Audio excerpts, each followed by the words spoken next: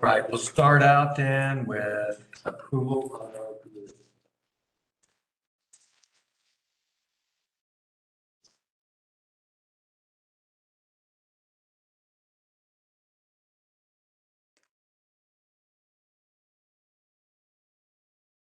I'll make a motion to approve the agenda. first. Second. Second. All in favor, say aye.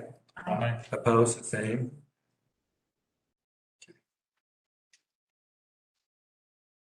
All right, next on the agenda then is for your information. What questions does everyone have?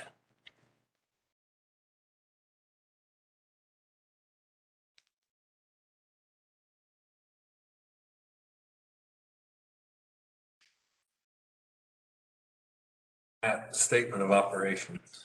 On the 2022 actuals versus budget, which we've talked about a lot lately, the budget number in here for G&T capital credits is 850,000. In the 2022 budget, it was $668,472. So that created a little shortfall there, in this comparison. I know it doesn't change the numbers, but would get your budget a little bit closer to what actually be a little bit closer to the budget. That's part of it, yeah. But I guess my question is, why is the 850 in here instead of the 668? Or does it matter? Is that the difference between what we forecast and what their actual margins are? But those are the same over 10 years. So I guess my question is, but that's what we budgeted was a 668, but in this sheet it says 850. I mean, if you adjusted that, that would get that number, the budget closer overall. It doesn't have any financial impact, but Our retirements are the same, but what we're allocated is different, right? Yeah. this is a cash. This is retirements. This is not allocation.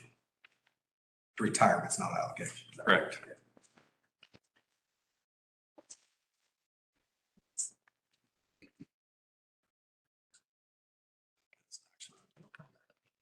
It's not gonna affect anything materially financial wise, but I just like to look at it in front of me when you're. yeah, that's fine. We don't have to I don't want to answer. look at it. We'll talk about it later. Yeah. Yeah. I should have emailed you that probably, yes.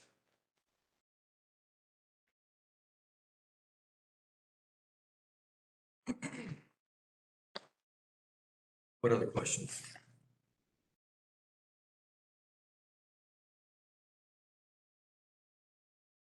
In the closed action items.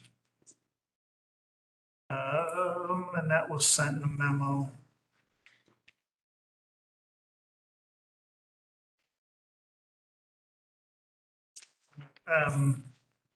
Cash flows.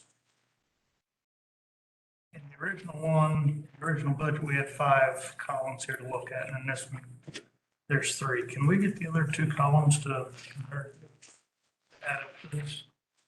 Because we're missing.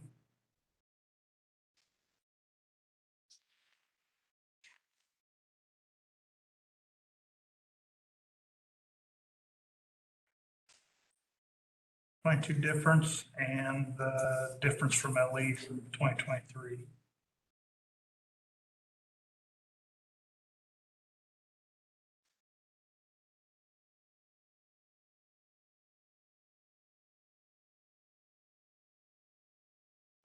That was it. Back in. Get any. Another action item then?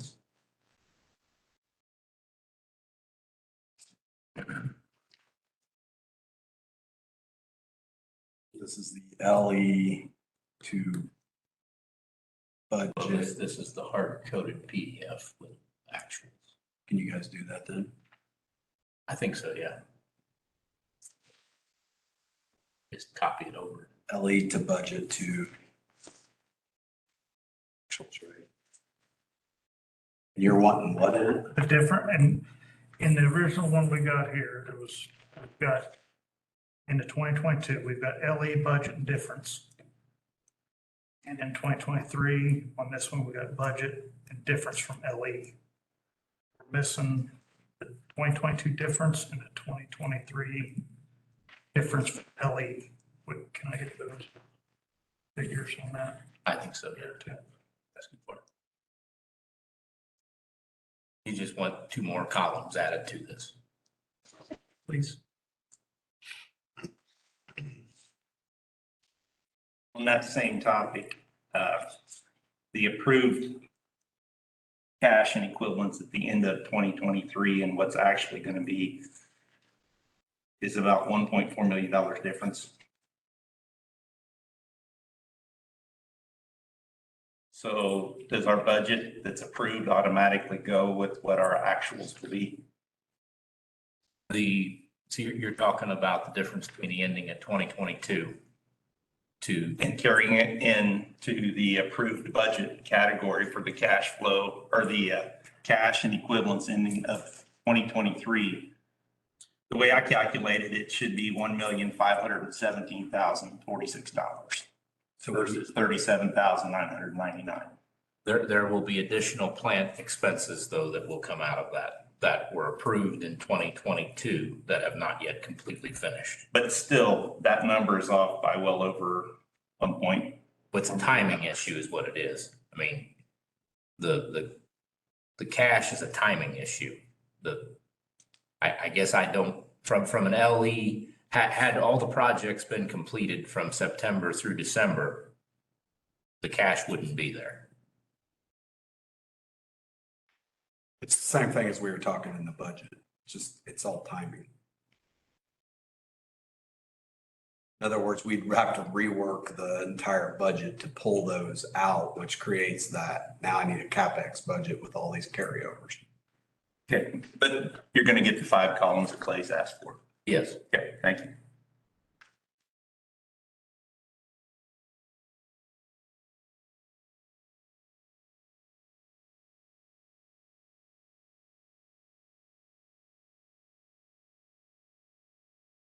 Jason, can you ask your question again now that I have this open?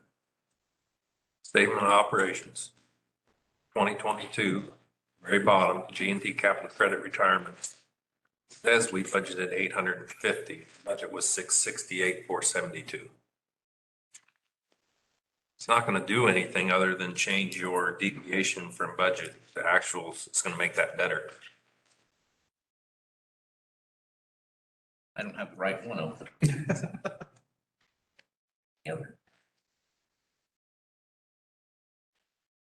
Scratch that. I'm not ready for that question yet. All right, we don't have to, you're going to look. I'll be ready for it. it's an action item, we can. Yep, I'll do it. I'll answer as many times. Additional questions? Any additional?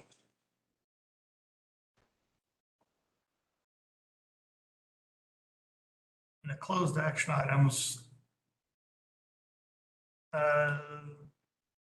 from, I guess, Jeannie was the consultants.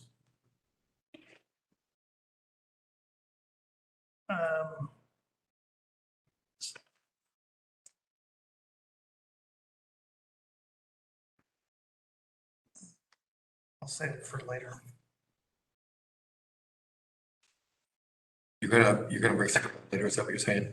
You're gonna bring up something later with reference to this item?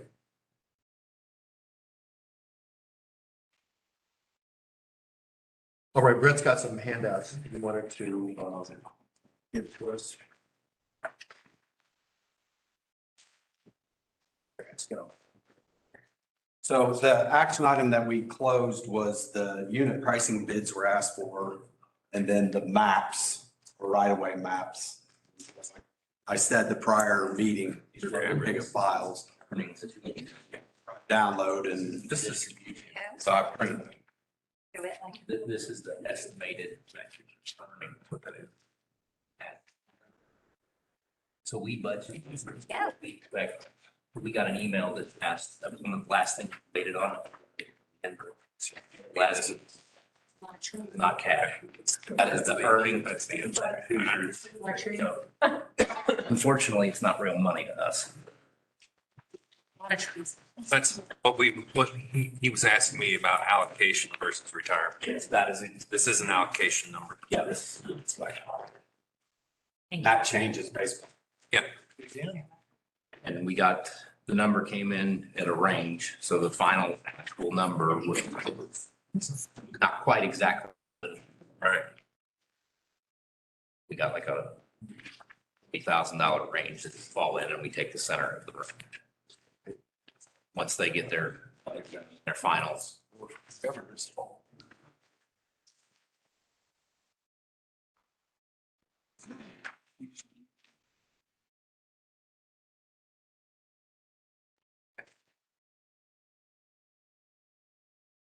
They're still. Which one? Pricing. Part one. Okay, so, yeah, what Brett just handed out is then still an open action item as of call to order was updated from the bottom. So that's what all this is. That's what that one is. The right-of-way maps, or circuit maps is the one. Yeah, I see. Okay.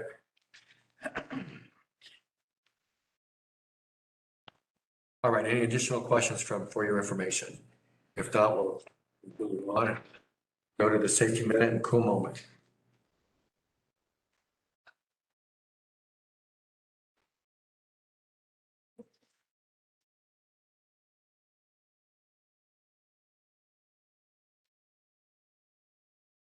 All right, so for the cool moment, I'm sure everyone is aware, but Becky Metz has retired.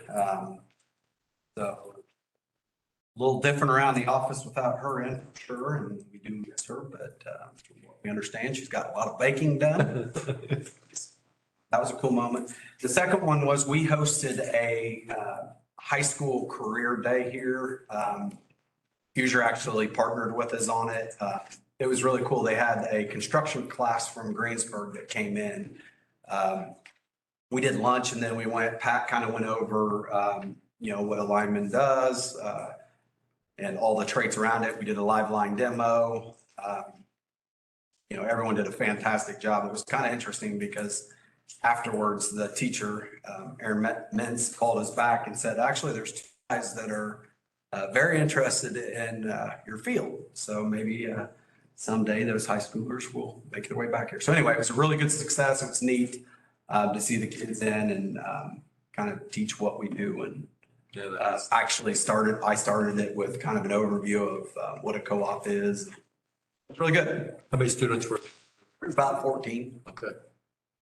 Yeah. We all said when we got done, man, we wish we would have had this when we were in high school. Sure. All right. Safety moment, I'm just gonna steal something that IEC kind of gave us, and it's always talking about, stuff around the house. We start our meetings with safety moments, so that's kind of what we're doing here. This one's just about not overloading your outlets, of course, right? We always, I like the picture where there's the one extension cord that has 3 extension cords on it, and those 3 extension cords have 3 extension cords. Recognizing the signs of an overloaded outlet. Don't do it. Don't do it. All right. The next topic then is to approve the previous meeting minutes. Let's do them individually. So we'll start with the one that's presented first from the special board regarding the budget. I'll need a motion to approve that one, and then you do separate as well.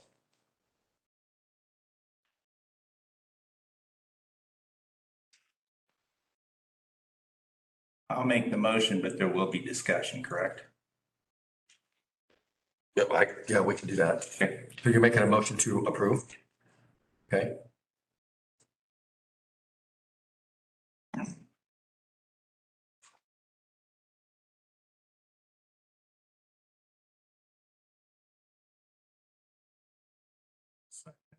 So we have a first and a second. So we'll open it up for discussion then. My one statement is, it lists who opposes, and I am 100% fine with that on both votes. I didn't ask to have my name recorded, but I am 100% good with that. I just want to make sure from going forward, anyone who opposes a vote, their name will be listed in the meeting minutes. You mean automatically Yes, for any vote? for any vote. If you're going to list our names, which I am 100% good with, I just want to make sure that we are consistent. I couldn't remember, so I just went ahead and listed them, so. I don't know if Robert's rules would support that, but you could always ask for a roll call vote every time and everyone's vote would be recorded. Yeah, just different. Fair. Okay, and so when it comes about, can I do that after the vote is done? Would it be a roll call vote? Before they vote, I think you ask for, As for the roll call vote. we could just record it as such. Okay, I'm good with that. So honestly, the difference in this one probably is Brian didn't you do that special meeting one? Yeah. I did. Budget ones? Brian did that. And of course, we did Now, I'm fine with it. I just want consistency is all I'm asking for. I know in the past, you've oftentimes, I have, but there's been times So- it's been recorded and it hasn't been recorded, and I'm fine with it. anything else? All in favor, say aye. Aye. Opposed, the same. All right, so we've approved the January 5th meeting. Let's do the December 21st from 2022.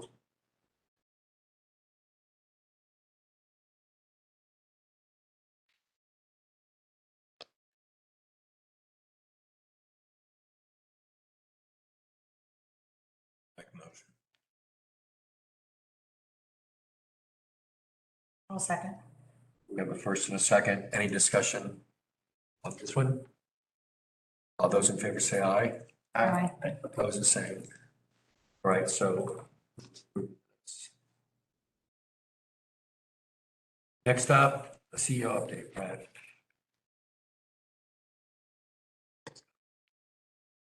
All right, so first thing, want to go over kind of some highlights from the month.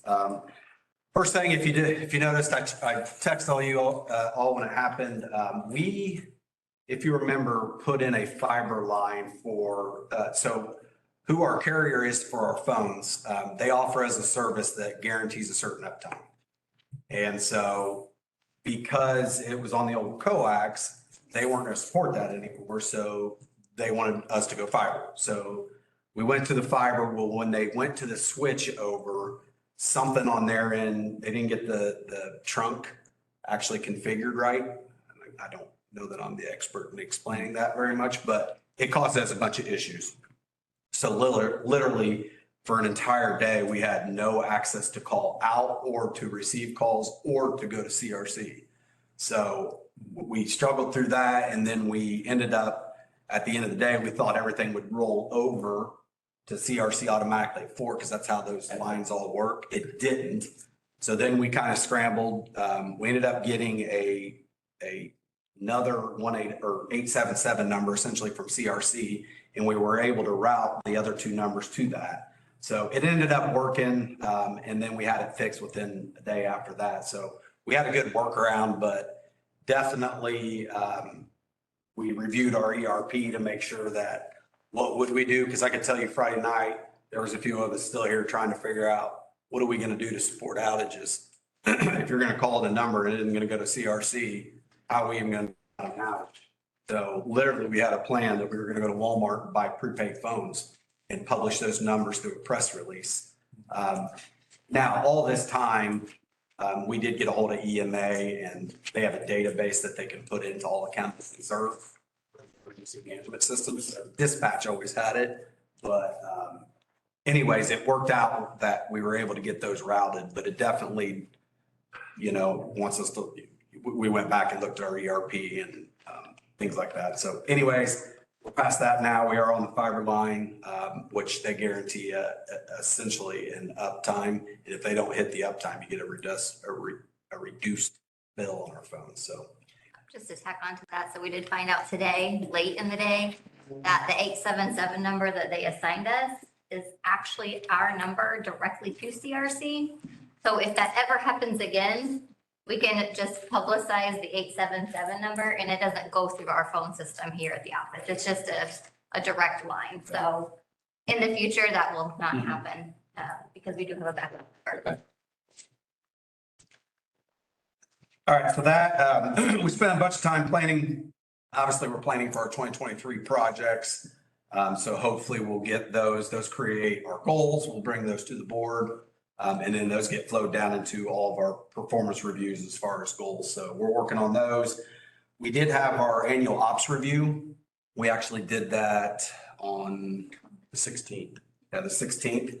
And went really well. I was wanting to get some feedback from the board as far as next month. I wanted to cover that with the board. We can do it one or two ways.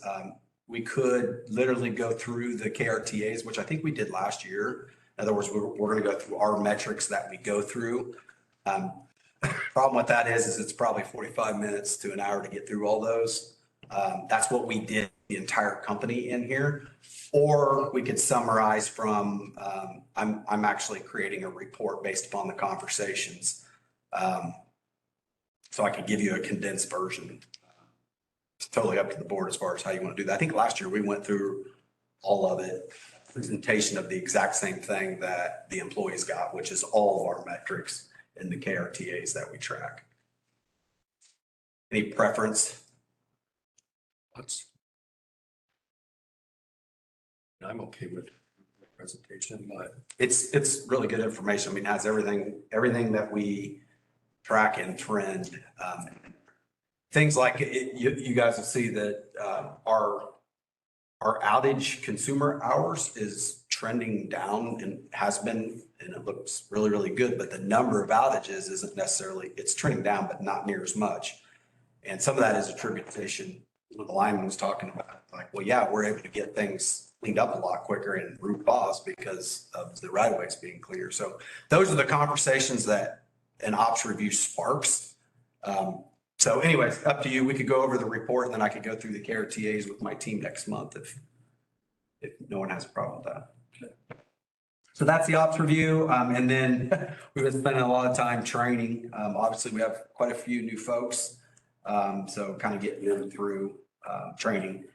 Next thing is we do have a roundtable event scheduled for February 24th at 10 a.m. It's a Friday. We've been marketing it. You can get on Facebook or anything to see those. The board's more than welcome to come. The whole idea is we're trying this as a replacement for breakfast with Brett or breakfast with the team. And then we did lunch, with the management team. So this is kind of the same thing, right? It's really just kind of an open forum for members to come in and engage. All right, I'm going to move on to the metrics if that's okay. Sure. All right, so from a metric standpoint, obviously December was a month that I want to spend a little bit of time and discuss or answer questions if you guys have them. December 23rd was the coldest. That was when Hoosier actually peaked. As you can see, it doesn't show up very large on this thing, but so our 5-year average was 36.4 in December. In December, we were 33.4. It's about 8% cooler than our 5-year average. So that's a pretty big deal. That one cold spell drove that. Which then if you look at our purchase energy, which was interesting, it was below our 5-year average to the tune of about 3.6% below our 5-year average. But then our NCP demand was actually up about 15% higher. So, but we actually peaked on the 19th. Hoosier peaked on the 23rd. We'll go over some highlights maybe in Jason's section for that. So you can see our demand was 72 megawatts, which is high. It was the highest from all year. So that was our peak for the year. But just to put it in perspective, 72 megawatts, our all-time peak is 78. So we didn't hit the all-time peak. A lot of that is because of timing, right? We had a lot of our factories down. So there wasn't a huge demand from that group, which really drove it down. So again, even though it was really, really cold, we did have a high month. Our power bill was, I about fell off my seat. Our demand was about 72 and our all-time peak is right around 80, 78 to 80. So interesting kind of month. And you can see where we ended up for the year on our KWH sold to budget. So we went from about minus 3.62 and we ended the year about almost 4% lower than budget. Power cost tracker, I'm going to start showing this every month just so everybody kind of knows how we're tracking and trending. So the blue line is our tracker. The red line is, oh, I'm sorry, it's opposite. The blue line is Hoosiers. We are the red tracker here. So you can see in December, well, January 23rd, we're right here. So you can see how we're kind of trending and where we're heading from there. These are forecasts, so keep that in mind. They're not actuals at this point. Those could change, well, they will change depending on our power bills. As far as storms, you know, that cold spell we had some outages, but the outages weren't, when I say impactful, they didn't include a lot of members, right? They were small taps. Of course, I probably shouldn't say that to Jason. Yeah, let's not call them small. Because some of you did. It's a long day. Yeah. The main thing there was, I mean, what this tells us is it didn't even show up hardly. That's the blip right there, I believe. They weren't large outages for a long period of time. They ended up being smaller taps. Some of the outages were longer because we were having trouble getting to the locations. Specifically like Jason's location, we couldn't even get through the county road. We had to wait for the county truck to come through and we followed it. So, but overall, if you compare our system to the folks around us, our system actually did very well. You know, especially with the minus degree temperatures we had, some of those weak points in the wire, that's when they tend to give. So, but they do usually tend to give where it's easier for us to hang it back up too. So, that is it, other than if there's any questions on projects. I do want to mention one project. Other than that, we're building our new projects for next year. I sent you guys kind of the close out of the projects from this year. The one update I did want to give is, you know, with the 10% rule, we're going to kind of follow this stuff and make sure we try to get in front of that. And so our underground job that goes from the substation back here, part of that we wanted to, the original scope didn't include this, but we thought we could still fit it in within budget, which means we were going to replace going under the highway out here, basically over to a pole next to Delta. That has that old underground in it, and it only serves Print Pack's the old building over here. That's now a warehouse. We thought that was all conduit, and it's not. So the cost to end up doing that is going to well exceed what we had expected. And so what we're doing right now is just kind of putting that on hold for now. We are waiting on some finalized costs because we don't know what they are. This wasn't part of the original scope. The original scope is with, we're well within the 10% there. So if we end up doing that second part, which quite honestly, I doubt we will, because we're gonna have to bust up concrete and that's going to be very, very expensive. If we end up doing it, we'll bring that back to the board, because if we do, it'll be way over, I won't say way because I don't have the number yet, but it will be over 10% of that original scope. So that's kind of where we're at. As far as that project itself, we got to do some terminations yet, but we're really going to be waiting on some decent weather, because we have to basically take an entire substation outage in order to move that to a different bay and then heat that new section up. So it could be a month or so, depending on kind of what the weather does before we actually heat that up. Other than that, that's all I really had. Okay. Anybody have any questions for Brad as he went through those? All right, we'll go on then to the financial update with Matt. All right, first we have the balance sheet.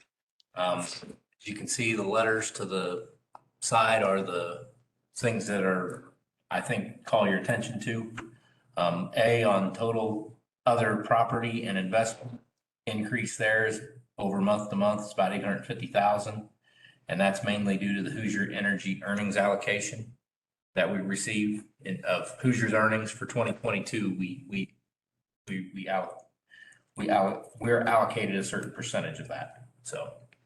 Next is B.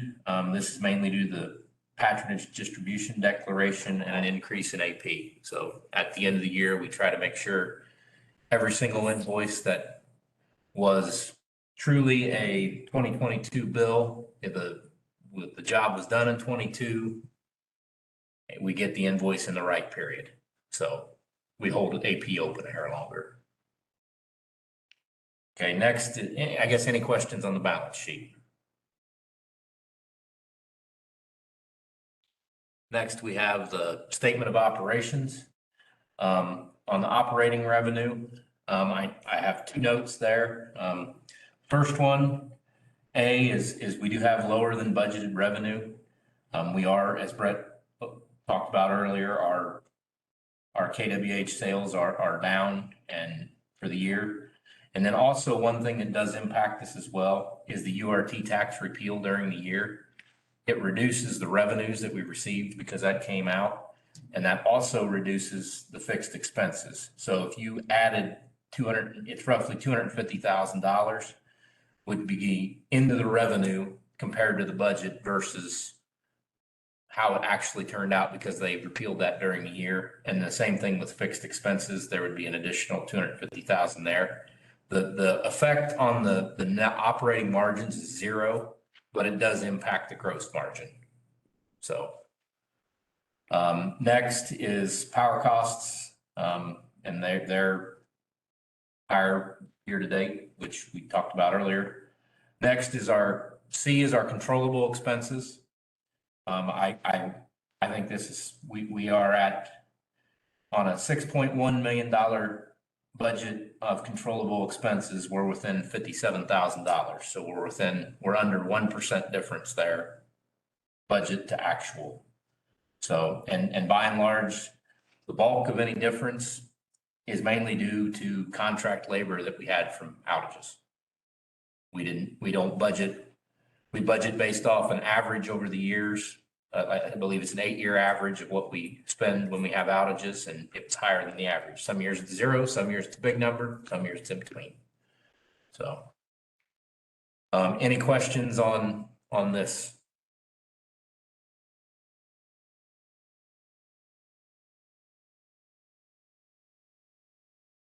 Next, we have the cash flow summary. We ended the year with $641,000 in cash. Everything else, it's the same sheet every month, so.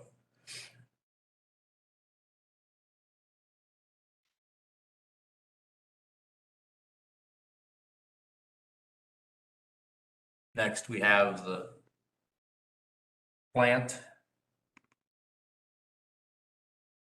This just shows the cumulative year-to-date spend and the categories it went into, and then down another. Yes.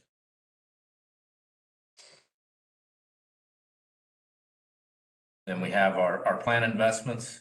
And then like Brett has here at the bottom as well, the 1,000 MCM wire is included in these numbers, but it will come out in January because it wasn't technically sold as of the year end. We still owned it. We hadn't made a deal, so it couldn't be, we knew it was going to happen, but until it happened, we couldn't take it off. So. And that number is in the 2021 project line, correct?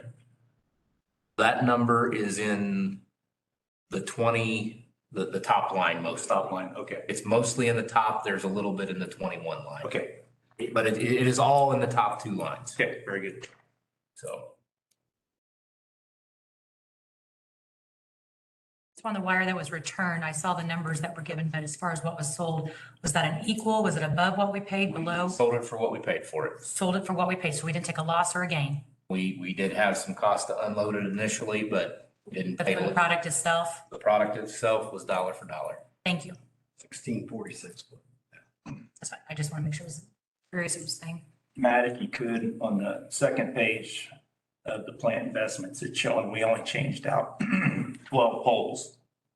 If you do that with the dollar amounts that are in the three pole replacement categories, it breaks out to almost $19,000 a pole. There's got to be more poles than that. And they don't show, and I can, they don't show up. It's like the question you asked via email. They don't hit this until the work order is closed. There's a lag there. The dollars are showing up in Because the, we paid for it. we paid We for don't it. know how many poles. But until the work order closes, it doesn't get, there's a lag in between the work order, we get the dollars, we get them in there. But until the work order gets closed, we don't count the stuff as done. Okay, thank you. So. It's one of the more challenging things for me to follow everything along. I've started to. Orders are still active. Yeah, it's like, there's a lot of work orders that have one pole left or two poles left, or they're close to being done, but they're not done yet. And that's, which this year, I think the plan was they broke them up into much smaller hunks, so there's less poles per work order, so hopefully that will Track better. track better. Cause it's kind of hard to, I don't like to have a work order with 40 poles, 39 of them done and hang out forever. That's not good for anybody. So, and we have some of those. If the pole's in the middle of nowhere, and you can't get there unless you got a.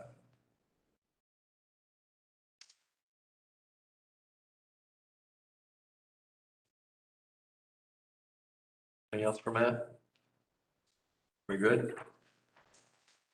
All right, we're going to the next item, the tariff reviews and changes. I know that, I think, Greg, you're going to give us some information on the. Yeah, so update your iPads, okay. although I'm gonna apologize because the memo I sent you with the numbers on it doesn't show up.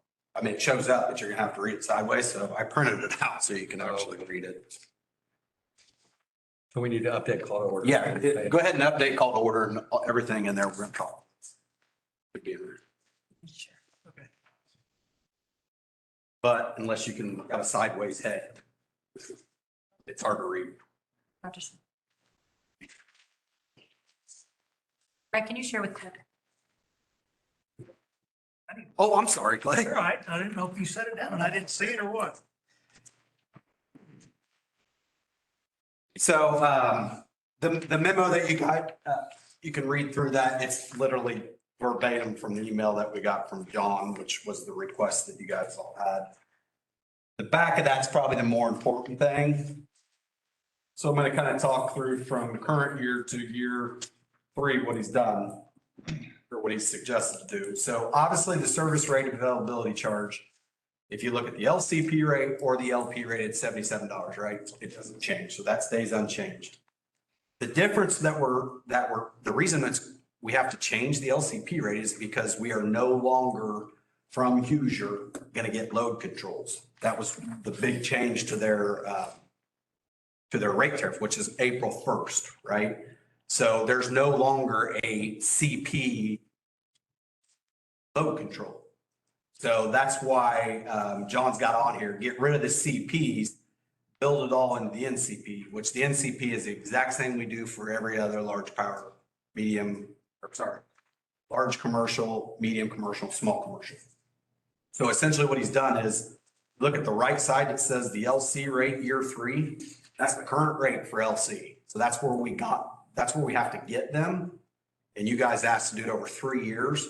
So what he did was got us from till year 1, year 2, and then to year 3, tried to space it out. You can see the one, so on the lower part of the sheet, 1, 2, 3, you can see the 4 people that are on this, the impacts, and that's a cumulative impact, right? To get them up to that year 3 LC rate. That's what they're going to be seeing if we go forward. Now, if you go back to your iPad, the red line, so we redlined the tariff. Essentially, all we did, so there's 2 files in here. One is the red line. That's the exact changes from the current one that's approved today. And then if you go to the second file, which is the LCP rate, that's kind of the final. Essentially, the biggest changes was we added in here members on this rate after April 1st, 2025 will transition to large commercial. And then you can see the monthly demand rates. We basically tiered it like you asked us to do. We want 2023, this is what it's going to be. 2024, this is what it's going to be. And then obviously in 25, they rolled a large commercial.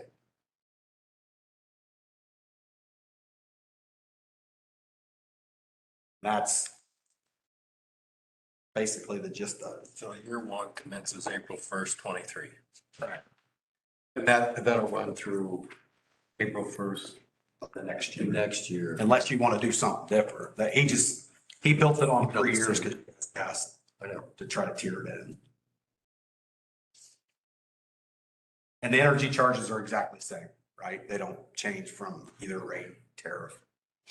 Not changing the name.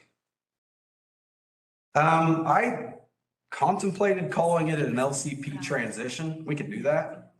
Well, just eliminating confusion. I mean, there is no such thing. Yeah. I don't know. Did you add the wording that says that no one can, like it's no longer available? It was already on there. Because if you remember, Oh, that's right. when we knew it was going away, it's already got the verbiage on there that says no new members or current members can be on this rate.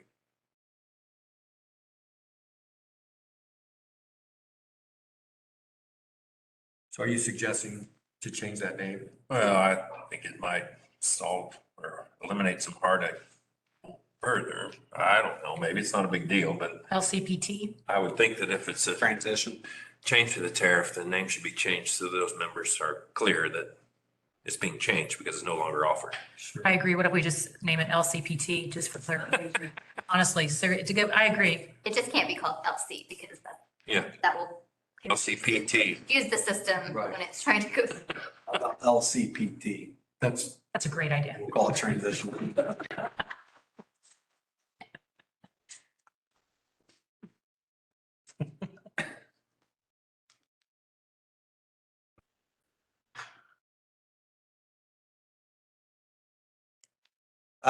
We have not had communications either, so it's totally up to this board whether you guys want to start it on that April 1st.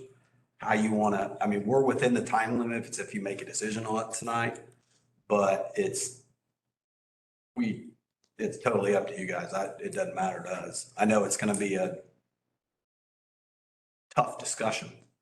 And I know, I'm pretty sure we already talked about this, but none of these loads would qualify for an LMR. No, we had them check all of them. Okay. So there'll be no relief there. I'll be honest with all 4 of these members that are on these, they ain't hitting our peaks anyway.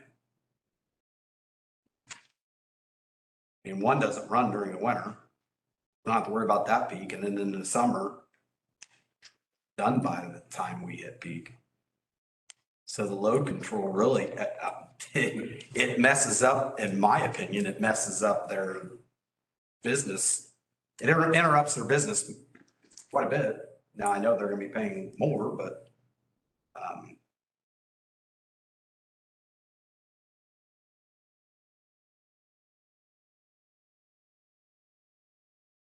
it's either tier it 3 ways, or tier it 3 years, or rip the Band-Aid off.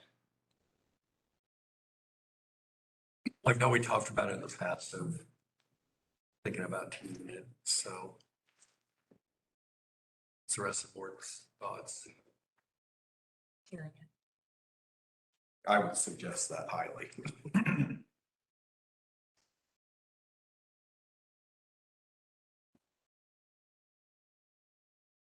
Is April 1st? I mean, that gives them. I mean, if you do it April 1st, that stays consistent with our normal time of when we've changed things. And that is also when Hoosiers rates are going into effect, which is why this is going away. So my recommendation would be April 1st. And that gives us, I mean, the tariff no longer exists April 1st, so right, they're gonna have to be on something. right, right. So I say stick with April 1st. That way it's consistent with this disappeared. This is the new rate.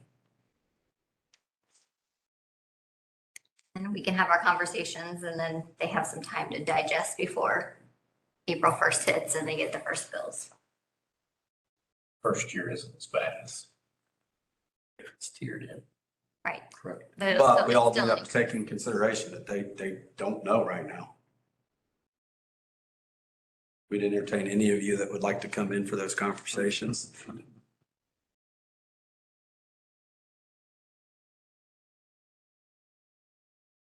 Honestly, we'll probably have John on conference call when we do that, so that any type of rate type questions. That's what we did when we changed the medium commercial, large commercial, small commercial, and it worked really, really well.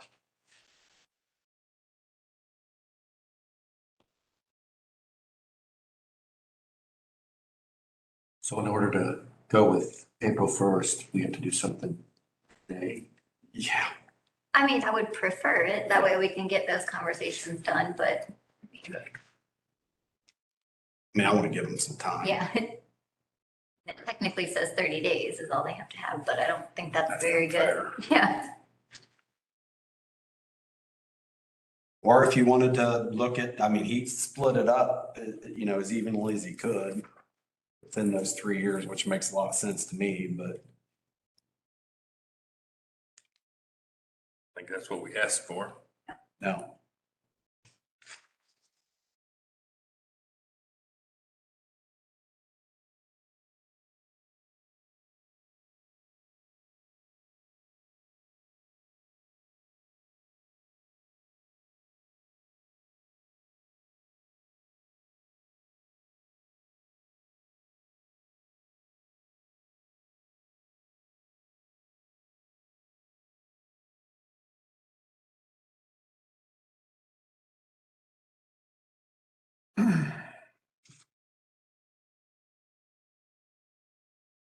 Anybody have any additional discussion or with the opportunity to go ahead and make a motion?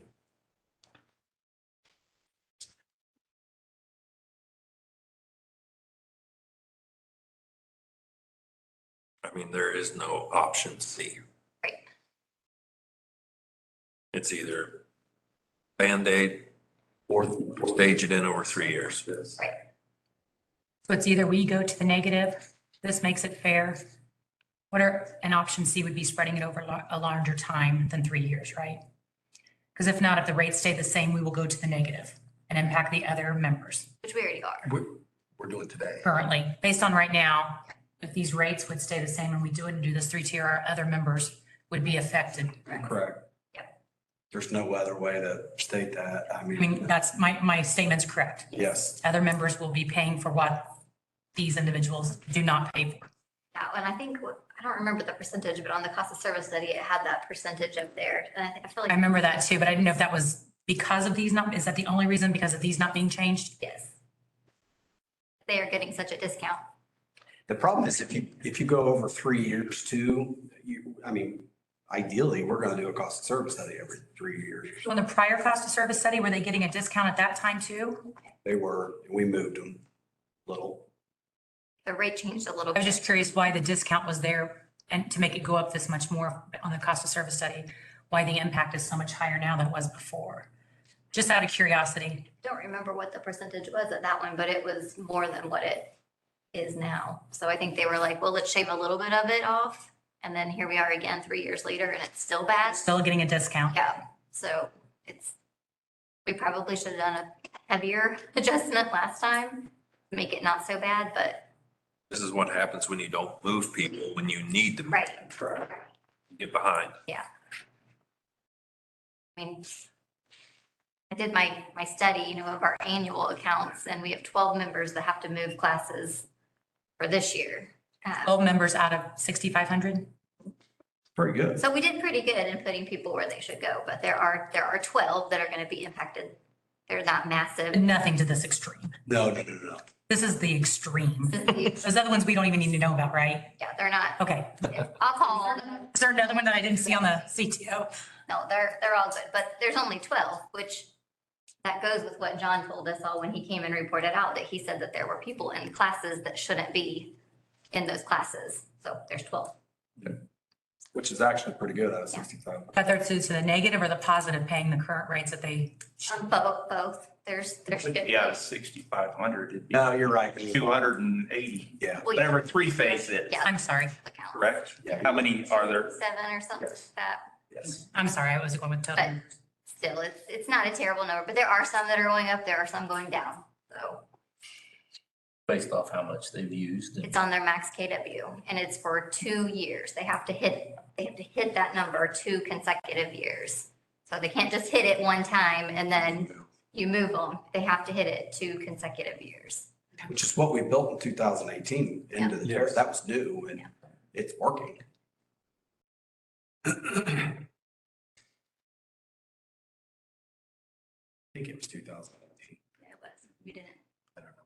April 1st, 2019.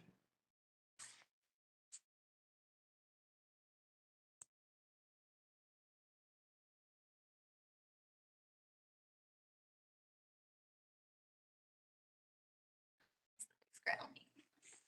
It's my belly. And just to back up on, so everyone knows too, the whole reason that Hoosier, so what's creating this whole thing is Hoosier's rates today requires what they call load control. And what they do is they send you a notice and then we send that notice to the member. And the whole idea is that they reduce or pay a huge demand charge, right? So they reduce, and the idea is that it saves everybody money. Well, it especially when you're long on resources, it doesn't work quite like that. And so what they've done, and then it also made you call load control in order to build. So even if there wasn't any need to call load control, Hoosier had to do it in order to create billing for that CP.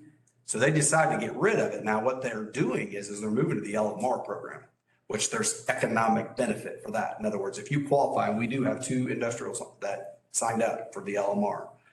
There is economic benefit there. In other words, what that means is that we're not just passing along savings, Hoosier saving, right? So Hoosier saves money essentially, or the MISO, and then it gets passed along to the member. Whereas this program was designed to do that, but especially with loads like these loads aren't hitting our CP.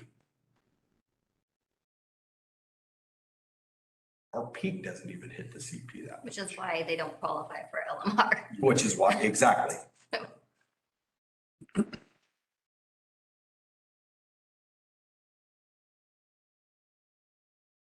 There's no value in the MISO market for a load that's not really there.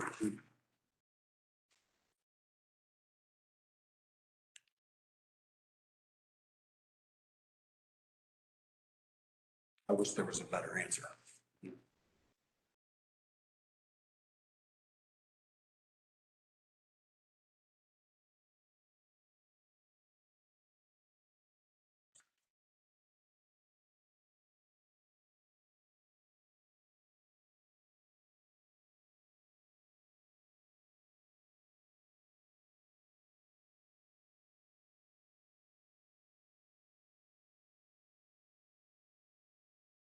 Do you have any other suggestions? I mean, we need to move on this.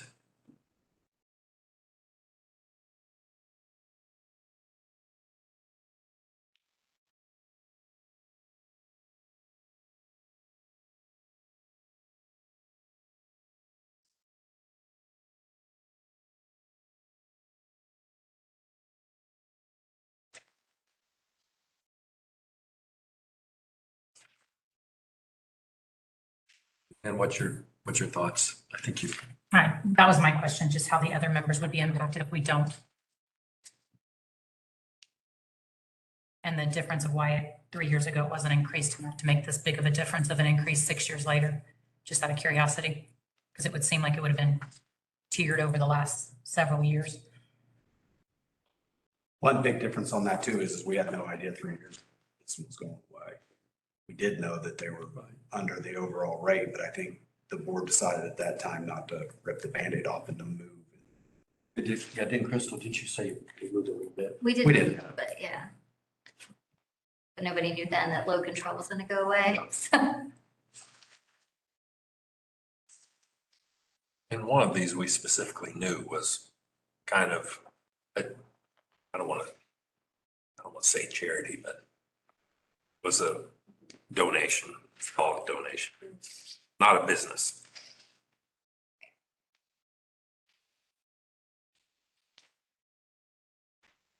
And I did, during one of the load control events a couple weeks ago, I got a text back from one of these accounts that wasn't so happy that there was a load control. Because the temperature wasn't that cold. So I had to explain that, it's not, they don't call load controls just because of temperature. There's, other factors that go into that. It could be maintenance and outages and lots of other things. So I did let him know that there were going to be some changes coming with the load control program. I did not go into details, but I did explain that, this might be going away anyway, so you won't have to worry about load controls. But I didn't go into the details. It just doesn't work out great anyway. I mean, when they call load controls on Sunday, that really throws off people's business when they're calling it for 7 a.m. on a Monday morning and it's a Sunday afternoon. And they're now scrambling to try to find out, okay, do I call all my employees and tell them not to come in for 2 hours? Or does everybody show up and then they don't get to work for 2 hours? I understand that it is a burden when it happens on a Sunday, but I don't have any control of that. As soon as that email hits, then I'm texting and calling, so.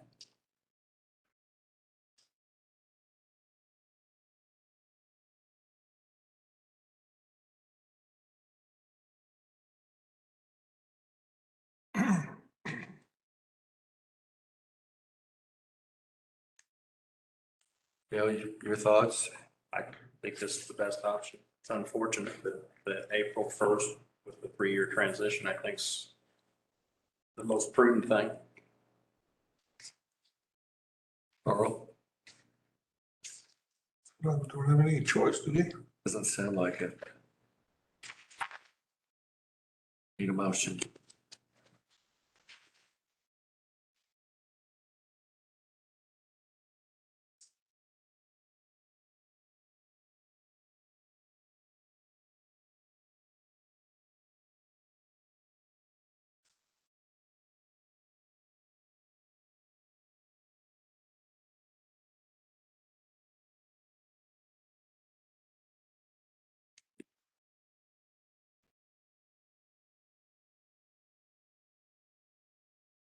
We're all thinking the same thing, but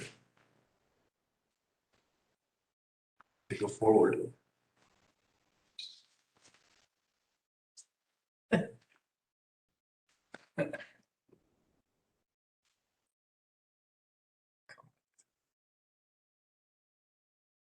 Yeah, I'll ask one more time. I need a motion.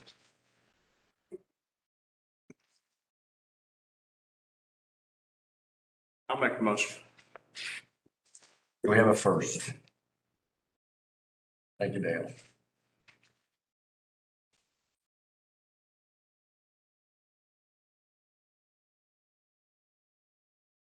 and Dale, what's your motion? Well, that's, Effective April 1st of a 3-year transition. The name change to LCPT. Yes. I'll second it. does everything that the red line take care of Transition. everything with the exception of the name? Yeah. Right. Okay. Yeah. So what's redlined then is with all the changes that Dale made in his motion. And with the exception of putting T at the end of the right name. We have a first and a second. Any additional discussion? All in favor, say aye. Aye. Opposed, the same. Aye.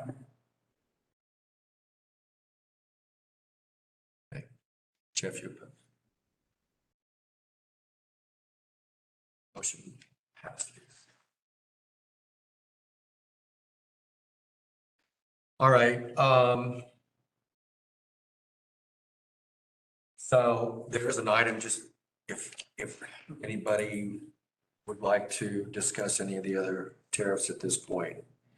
No, they're not all listed there, but we can pull them up if anybody would like to go through any of the other tariffs that exist. On the cost, do you mind real quick? On the cost of service study too, so John those as an action item, which I don't know why it's not in my action item list, but I'll add it in there. That's the written responses, I think, Jeff, that you requested. So he owes us that. And then there's two other pieces we need. One is the information for our tracker, and the second is the gross margins for our line extension. Okay. So once we get those three things, then pretty well we're kind of done with him. Okay. Now's the time if anybody wants to review any. So does this clear up everything for the April 1st deadline then? With the exception of the solar, we never did anything with the solar. Didn't do anything with any of the other And you ones. have to. All the others are staying the same. I thought we talked about looking at the solar. It's all up to you. We can. Can you pull it up? What month did we do that in? Are you talking about the, Just so this. from the website? No, you had a memo or something we looked at that gave some options. Yeah, I can't remember. Yeah, I don't remember. Is it October? Go back to that. Yeah, it is November. October. Huh.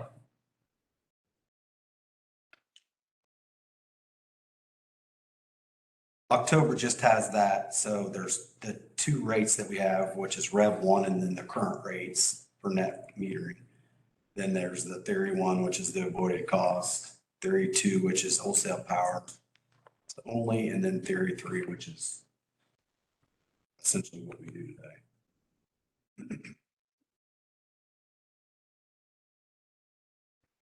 Are you asking to review those, Jason? Well, I mean, we've talked about a few times, making them all the same.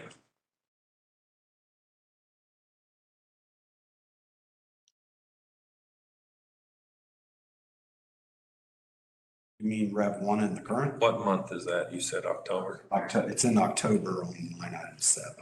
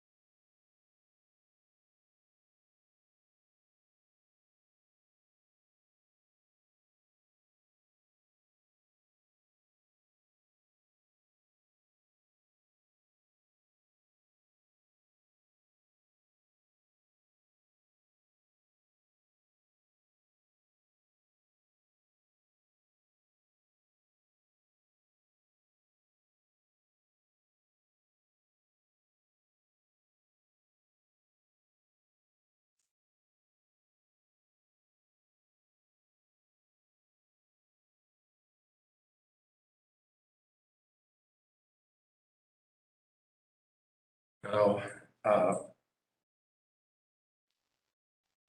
Jason, stand on anything then? The first one is what we're doing right now, correct?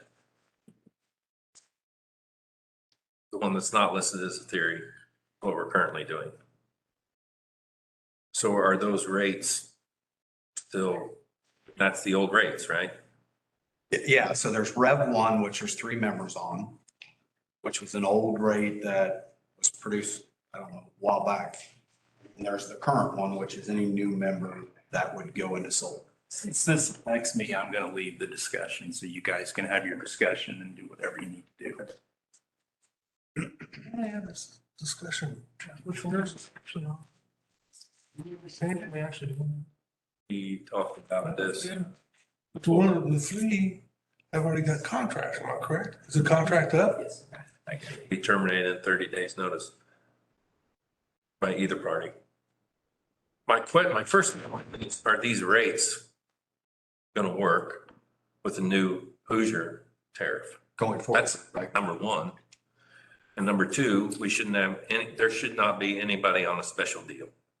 All solar customers should have the same rate, period. But if they started it before anyone else and had three of them was on it, it should be, their contract should be honored. I'm Is saying, no, there a drastic money change no, here? look at the rates. That's why I'm saying, why are you doing it different? Pennies. It's not even pennies. It's Well, then leave it. fractions. No, it's not a good practice. I can't explain that to a member why they're getting more for their solar than he is. I don't want to have that conversation with members anymore. But also it was prior to him being a board member. It was not a specialty. I agree, but it was not a special treatment. He was not a board member at the time. True. True. But there are other members, not As people just, talk about it, my comment is that he was not a board member when that was created, originated. there are other members that are on this special deal besides just who, But he was not, he didn't get the special deal because of being a board member. no, and I. Prior to ever being on this board. I'm not You saying, know, but sometimes that communication gets confused that he's getting. I'm saying that everyone should be treated the same. All right, then move it up to where Jeff and them guys are. That's fine. That's what you want to do. I don't have any problem with that. I just want the same. Because I'm tired of having these conversations in the public. You say it's pennies, it makes a difference. Just go with where. If that's your motion, then make I'll it. make a motion that move to, whoever that rate was there that you got for, the three members, make all of them the same like that. Just know you're creating more of a subsidy. What's the financial impact of that? Exactly. It's not gonna be a bunch of money, but you're creating more, you're getting away from fair rates. I mean, if that doesn't matter, then go the other way. Right now, most people are doing Theory 1, including Duke and some of these other. 3.5 cents 3.5 cents. and 8. Paying 8. That's up to you guys. 8 in the summer and 6 in the winter. Because we're getting more and more rooftop solar. Why are we paying? It's cheaper than what we're getting from theirs. No, it's not. That's the point.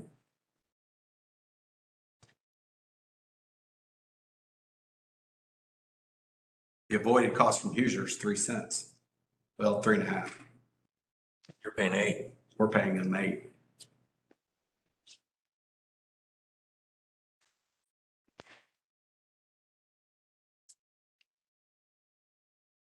And we've reviewed this, the difference between Rev 1 and current for at least 4 years.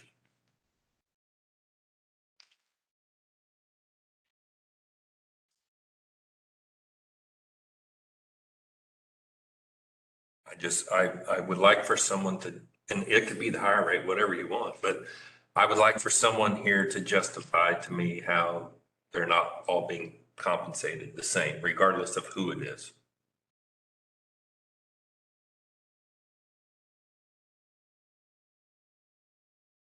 Well, it's obvious that the first three that had a rate was there at the very beginning, and that's where you established that rate, right? So then it was changed afterwards, so this, trying to explain somehow, it's no different than me being born in December and somebody being born in February. I guess my point, You know, and the tax- my point would be, we just changed, you guys just changed LCP rate. Why did we change that? I don't change anything anyway on It's the this. same thing with this. Because we don't want to subsidize, we don't want the other members to subsidize those members in the class. Please change. It's the same principle. I mean, if we want to take that route, then I'd suggest anyone that's on residential today, there shouldn't change next time we do a rate hike. If that's the theory that you want to go after. I'd be fine with my family's original rate. Yeah.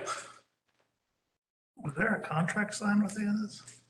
Yeah, but it can be terminated. Terminated 30 days notice. It's the same as all the other rates. Other rates don't have contracts, right? Only solar rates have contracts. The other rates don't. Right. By either side. they all sign an interconnection agreement that says that they are going to get a credit from us for anything that they generate But over the- and above their usage. that contract is more around requirements around the interconnect than it is. It doesn't list, It it doesn't doesn't have- It was list, the only contractual agreement we'd have with our members. yeah, and it doesn't list the price in that contract. It's from a safety standpoint. Yeah, It says you're gonna have a disconnect, you're gonna have this, you're gonna have that from an interconnect so that we don't hurt people. At the rate that was given. The rate, I'm trying to figure out from the list, is there a contract signed? Next month. no. Apparently, I don't know. Was never, the dollar figure is not in any of the contracts. Nothing that was signed was ever, none of them have a dollar figure. The tariff was created with a specific rate. And then there's a date in that tariff that says anybody that was in there at that point stays on that tariff. And then anyone from that point forward is on the second tariff. So whenever they submitted their paperwork for solar, the three that got that rate were prior and everybody else is on the new rate. Since So like, essentially you'd be killing. I think it was 2014-ish, I feel like. There's no grandfather and by. Just rescind one tariff. You would rescind one. And those were the first three members that were on. So I think so. Yes, That is yeah, the case. yeah. Because we have a member who missed the cutoff by 2 days. Like he turned his paperwork in 2 days after the board changed that. Dang, I missed that. 48 hours. Yep, should have sent your papers here.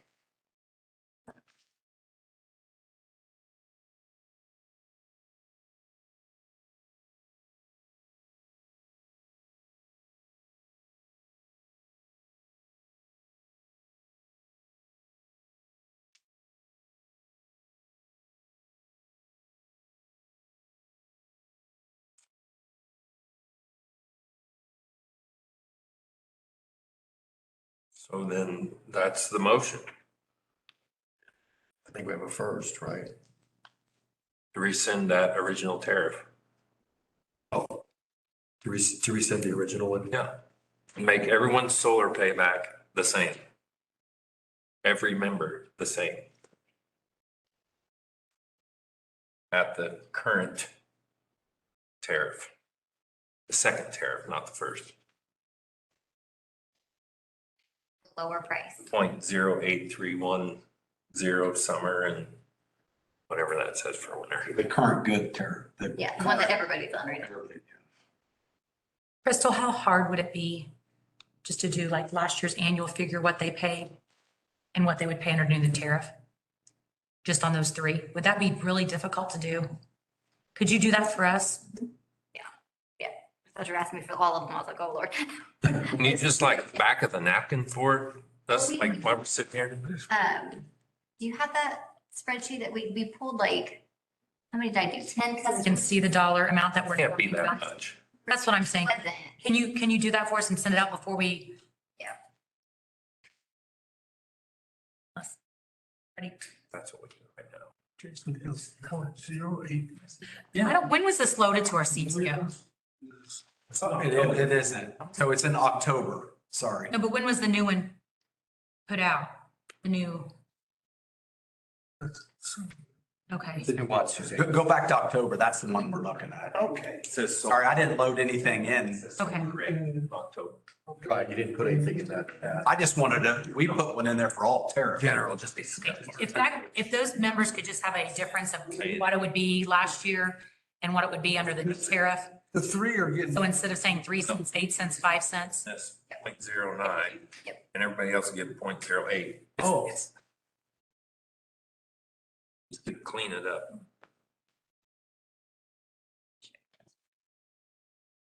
Like when we did those 10 accounts, it was like, It's nothing. wasn't very much. It was like $100 or something. That wasn't. It was very- For the complicated. Yeah. Clean it up. I'm tired of hearing about it. You have a lot more people doing solar if you did.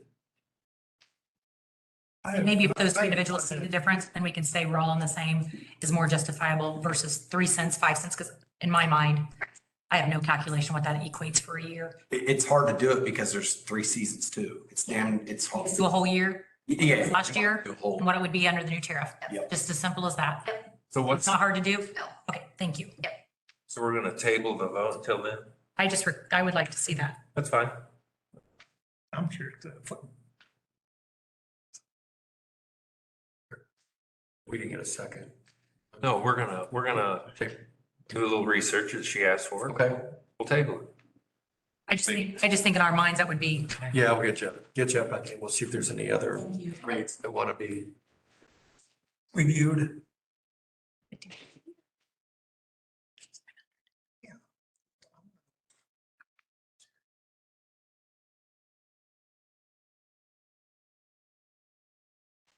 So while we're, talking about other tariffs, are there any other rates that anybody wants to review? Look at closer.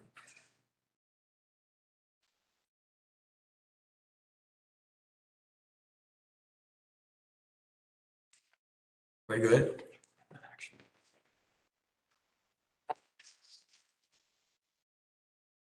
Okay, let's go to the next item on the agenda, the nominating committee of candidates. I know there was an email sent, I think, toward the end of December.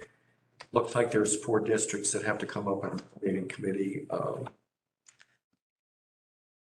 nominations. And Ryan, I think you had I would say that mine is not needed. Mine should be the same year that next year. Because With District 3? 5. Because Chris Morrow was there. He filled in for Jacob Maddox, who moved before he ever was actually had his first meeting. Chris Morrow filled in for a year, and then we held an election, and Albert won. He's only in his second year. And he was actually, we actually held an election, so it wasn't like he was just appointed to fill out the term. He was actually elected, so. or is it going to be similar to Well, that's, yours? that's what Brian's describing as the way we're doing it now, I think, because Jared moved, so obviously he went away. But they've contacted Jeff, and I don't know Jeff Evans, but apparently Jeff has agreed to fill up until the next election. And then there's an election, which is not according to the regular schedule, this June to complete the third year of that 3-year term to get it, to keep it on that same cycle that I hear Brian describe. I'm not real close to this, so That's what I understand. We made you check, so Yeah. it may be such that is it just your District 1? Five. yeah, I'm one. I'm 5, yeah. Gotcha. And then Carl, you're looking, Ready with the- Note to self. you got them and they've agreed to it. Do you? Because I don't have, I'd go ahead and nominate his now if you guys are okay with that. I mean, are they good to go? Yeah, they told me it would, yeah. So I didn't fill any paperwork out or nothing. I just no, you don't have to. You didn't think so. we need to As long as, are you confident they're not related to anybody, right? As far as I know, they're not. You want to just give me the names? Yeah, Hannah Rayner, Rayner. Okay. And Tim Nobby. They're not related to anybody Pat's related to 800 nubbies. here. I don't think they're close enough. What are they considered close? They're not. Cousin. No, it depends on the. Yeah, it's not even cousin. Yeah. Hard to get. You guys want to approve these now then? Well, I was going to find out from Dale. Did, I think the nominating committee from Dales will have to be up for election. Yeah. They just, okay, just. that's right. So that's why I was asking. Okay, Have you found? No, because Jeannie and Brett, I talked, and then the nominating committee found Jeff Evans. I asked the young lady who ran against previously, and she was not interested in doing it again. Yeah, but that's, so who's doing it now? Jeff's right. You're going to have to come up with 2 for this next election because that's just a fill. For this coming election. Correct. Yes, Because he just agreed to do it. because they're filling in. Because of filling in. He's filling in. Term. Yes, Okay. and it'll be just 1 year. Or for the balance of that. I'm almost Dale. So that may be, I don't know. That's how it's been done Let's double check. all along. I had difficulty in finding the 2 Suzanne Bryan's. I mean, I was over 18, I think. I know I have to find two and I haven't got commitment yet, so I'm gonna have to. I'll have Jeannie look into it and send you guys all. And we need to go ahead and, It's up to you. I mean, we could wait, but if you already know they're good, then you may as well. Then they do it, so I don't know, I didn't hear the names. I'll call them up and tell them that the board said it's okay. Sorry. Anna Rayner and Nobby. Anna Rayner and Tim Nobby. Hannah or Hannah? And ANN.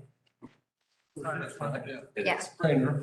Did I hear correct? I need to find two, is that right? We're gonna find out, but I'm almost positive because Jeff and because yours is a fill-in, so It has to be voted on. it has to be voted on. But the fill-in could be one of the two. Absolutely. Yes, yeah. Yes. So if he would be inclined to one to run in the election, there's, Or could it? Because I thought you could only. But you wouldn't have a full, Term. you wouldn't have a full term. It's not a full term. It's not a full They term, let it's just partial. Brian's individual ran the last time. We'll ask. Yeah, we do better. to- I'm almost certain you do, and I'm almost certain that that can be one of your candidates, but yeah. Because it's a partial term. Okay, so we'll go ahead and, I need a motion to approve Yeah, but it's not. your, Right. I said, candidates. Make a motion to approve Carl's candidates. Okay, I'll second. have a first and a second. All in favor, say aye. Aye. Opposed, same. Okay. So those can be, I guess, just double check here. Yep. All right, next item, the NRECA voting delegates for the national convention, correct? Do you have to be in attendance? Yes. Okay, who's all going? Anybody going? Jason, you I'm going? going. Anyone else?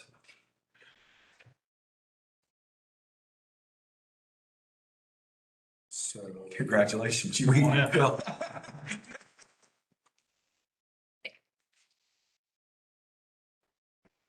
Let's go ahead and make it official, I guess. I'll make the motion for Jason. Second. So first and a second, all in favor, say aye. Aye. All right, Jason, congratulations. The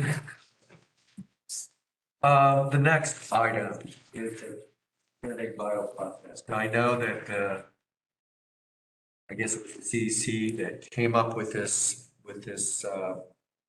document that's going to be used. But I think the question that we didn't get answered, that I know Brett had asked for some time ago, for lack of a better phrase, is who polices it? Who makes certain that what is written is good to go? So I'd like to have a little discussion around that to see what the board's thoughts are. Are we talking for the nominating committee or are we talking for the directors? Is it both? Well, if it's both, then I need to be for that also. shouldn't matter. I'm standing for election, so it should be this Prudential Election Committee. This shouldn't even be on the board's agenda. Had I known that, I would have voted against the agenda. Other than, This is not just for your election, though. This is for It's just a sample. elections. That's exactly what It doesn't really pertain to just this It election. does pertain to me. It's just this, it doesn't pertain just to your election, though. It's for, That's my opinion at the Credential Election And Committee. it's the same form I sent out over a year ago, and it's just a sample. And I just a sample of maybe what we should make in changes. but did you guys as a CC though, kind of, you went with It's this, this- right? Just the board members, not with the nominating committee, did meet. And we changed a few things on it, and then we came up with this finalized form. This is yours? You put that in It's there? our board. I typed it, but It's about the convicted of a criminal, what? except for, it was copied from the old one. It was Was the on- last word on yours? I think it's because of the magazine itself. I thought it was Limit. 250 words. I think it was from the magazine. Some of those were just taken right off the magazine. And then we encouraged, because the last election, they would not let us do pictures anywhere. And I felt like one person shouldn't have that decision. It should be the CE, because they've always had pictures since I was a kid. So we put that back on there. And this was just as it says, it's just a sample. And that's fine. But Jeff, to your point, I mean, I don't know why it cannot be a board decision to determine who goes ahead and makes certain that it's done. And It's like, again, you can be right. That's your opinion. I think this should all have been done before the election process started. This, in my opinion, this should be policy, board policy. How you're going to create, how you create a bio But the candidate has final approval. should be a board decision. What we said. It's in the minutes. I think the CEC should just take care of It it. is in the I minutes. thought that's where we. It's in the minutes that the candidate completes this with the current marketing staff, and the candidate has final approval or disapproval of the entire thing. But That's what stated. not exactly. So here's what I, Requested changes have not always been there. However, that's the point of why we want So to the get, Credential and Election Committee has already made the decision for this year. Okay, so I'm hearing. it's, It's in your meeting minutes, correct? it's in the meeting minutes. Perfect. so we're okay, I guess the committee decided that anything goes. Not anything goes. It's the marketing staff. I don't have the minutes to pull up. It was a It joint. was a joint effort between the candidate and the marketing, whoever the marketing representative is. Because we do have publications that go out with the voting, with the magazine that have some requirements. So it was a combination and the candidate along joint effort with the marketing staff. They were, I'm fine with that. their information. it didn't solve the problem here. The problem is exactly what you said. So what ends up happening, I can go through this because this happens every year. We put together this list of questions. The whole point of this is to be fair, equal, and non-biased to all candidates, whether you're a current director or you're a new person. And so the whole idea is you ask these questions for both candidates, and then you copy and paste their answers into a bio. That's all we do is you have a formula, you copy and you paste. Well, then what happens is we get that back over to the candidate, and the candidate says, well, no, I want this changed, I want this changed. They deviate from this policy, this process, these questions. Well, the new candidate didn't get the opportunity, right? All they did was answer these questions and then review what came out of it. So the whole point is every year my marketing person gets literally told that we are changing bios. And I mean, that was said because I've got it on videotape that we changed their bio. And I'm like, I don't want to have anything to do with the bio. Honestly, I don't care if the CEC does it, but if we're going to be fair to every single candidate, they should answer these questions. The answers to those questions is what should go in their bio. And that's why we changed the bottom breadth to please live 3 reasons. That's why we changed it, because the other 2 questions were so vague that you could go on a rant for 4 pages. That's why we consolidated that to top 3 reasons you're wanting to serve our RMC and list top 3 reasons what make you qualified. We condensed that so they can list 3 reasons each. The above is just general information. The above is just general information. But the below, that's why we changed those 2, so we can't have a 5-page issue that there's 3 questions on each of those topics. 3, list 3, why you should serve, why you want to serve, why you're qualified to serve. And that's what the CE committee discussed to make it more direct, not so vague of why are you happy with the RUC? Or I forget exactly what the verbiage was before, but it was too vague and it didn't limit you. So I could go on a rampage of my power was out for 6 days and somebody was rude. I mean, you could go on a very large rampage where this is specific. And I think the CE committee, yeah, what do you like the most about our RMC? What do you like about the most about our RMC? That's pretty vague. I'm not quoting verbiage, but this gives you 3 reasons why you want to serve and 3 reasons what makes you qualified to serve. And I think the CE committee, we got together and changed that verbiage so it could be more restrictful. So I think what I heard you say, there's communication though between the candidate and The marketing. marketing. A joint effort. And so they have to agree in essence. In my mind, if one of those 2 people says no, it doesn't go out. And that's in the minutes, a joint effort. Okay. So the market, How do I have the power to You shouldn't You have should. any power. It's the marketing staff. and the candidate. That, when I say we, that's my marketing person. But they're also the ones sending it to Hoosier Energy, putting it on the ballot, right?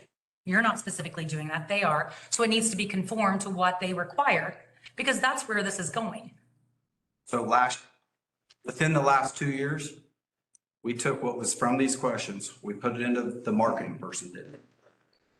We gave it back to the candidate, they changed it. That question also was, what do you like or dislike, or what do you want to change about the RMC? Very vague, where this is 3 reasons you want to serve and 3 reasons that make you qualified. Those are the 2 that were the most vague before. That's why we changed them. Everything from how long have you been an REMC member and above is general information.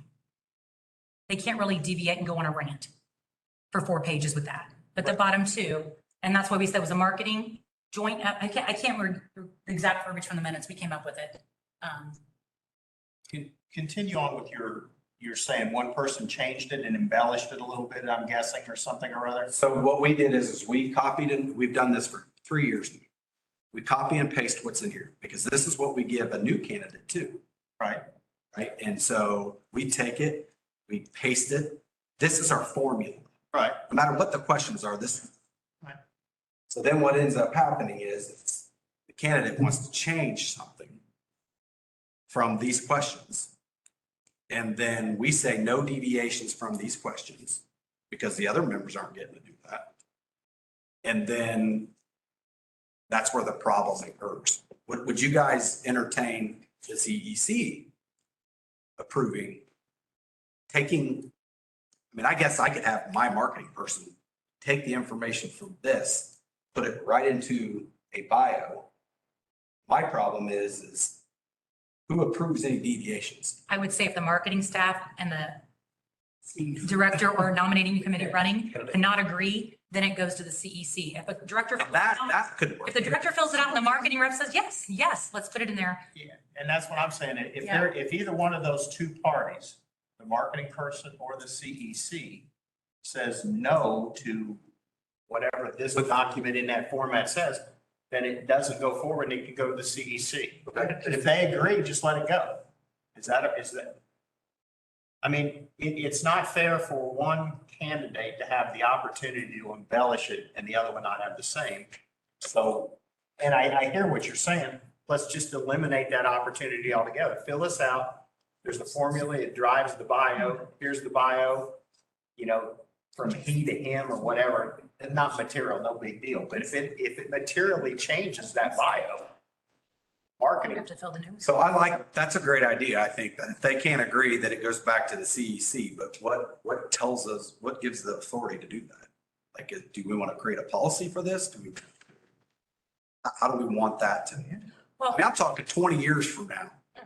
well, 20 years from now, it'll probably be changed and uploaded and digitalized. So I'm just worried about this candidacy, but the marketing has to be involved because of what they have to input it on in grammar and, et cetera.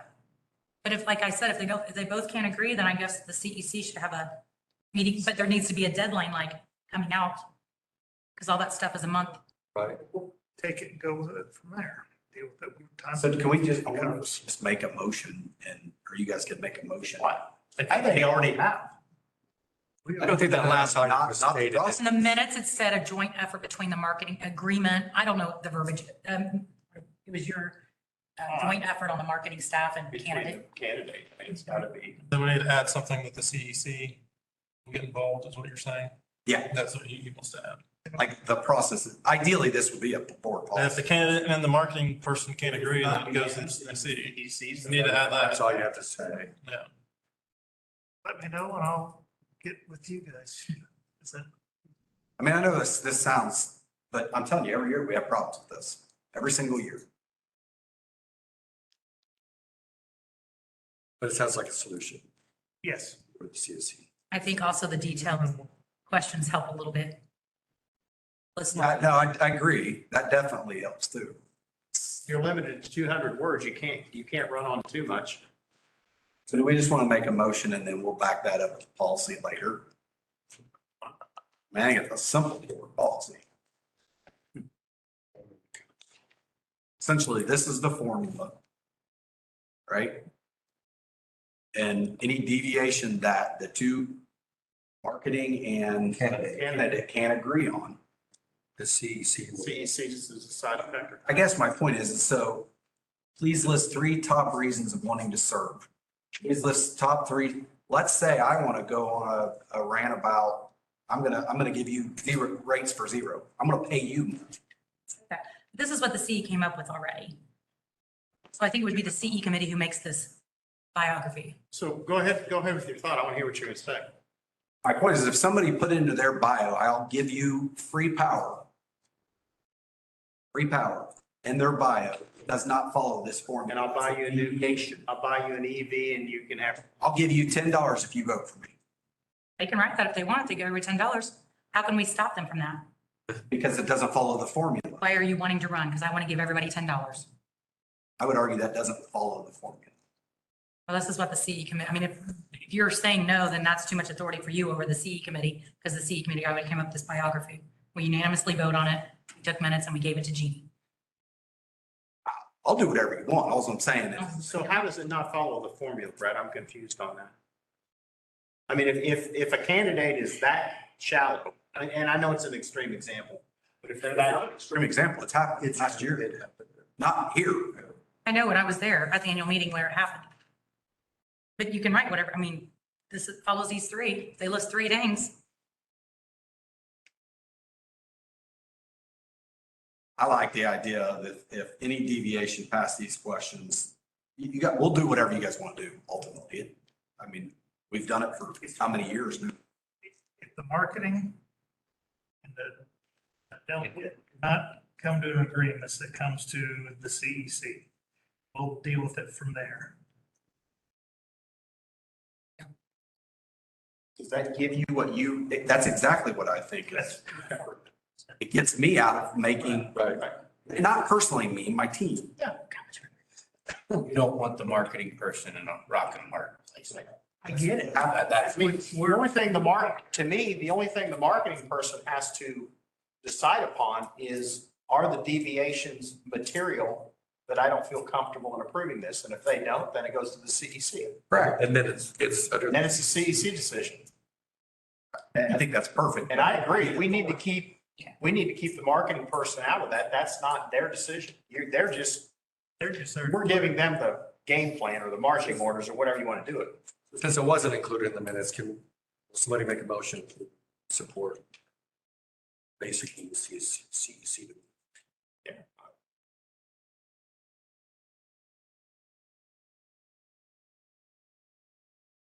That's what, Was that your motion? I think what you said would work absolutely perfect. Okay. That's why I don't see, this is simple. I make a motion. I'll be going. I make a motion that the marketing director and the delegator, if they don't come to an agreement, you may talk slower, right?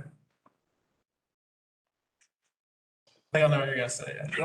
Throw in a here to and a where to for. Yeah, no kidding. If they don't come into an agreement, in the CEC. and it comes decision, it comes back to the CEC. Yeah, consensus is not reached by the candidate and the marketing representative. CEC will have the final make the final determination. But in the 5 of us. Well, and it's the 5 of us this year. Next year it'll be a Yeah, I different. know. And they I'm can make just- up a new form. They can do whatever they want. That's your motion. I'll second. Got a second? All in favor, say aye. Aye. Oh, same. Okay. Passes. Under the policy bylaw reviews, Chris, I think you have some things that.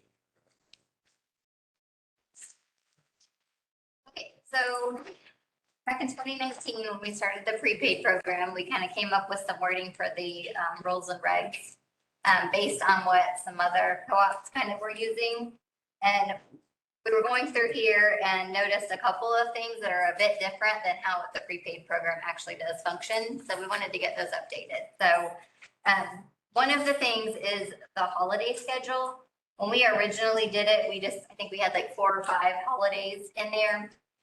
At that time, we didn't realize that inside of NISC, there is an actual holiday schedule for reconnected accounts. So if anybody that gets disconnected to do a auto reconnect, there is a list of holidays in there because some people will charge a different fee for a holiday than they would a non-holiday.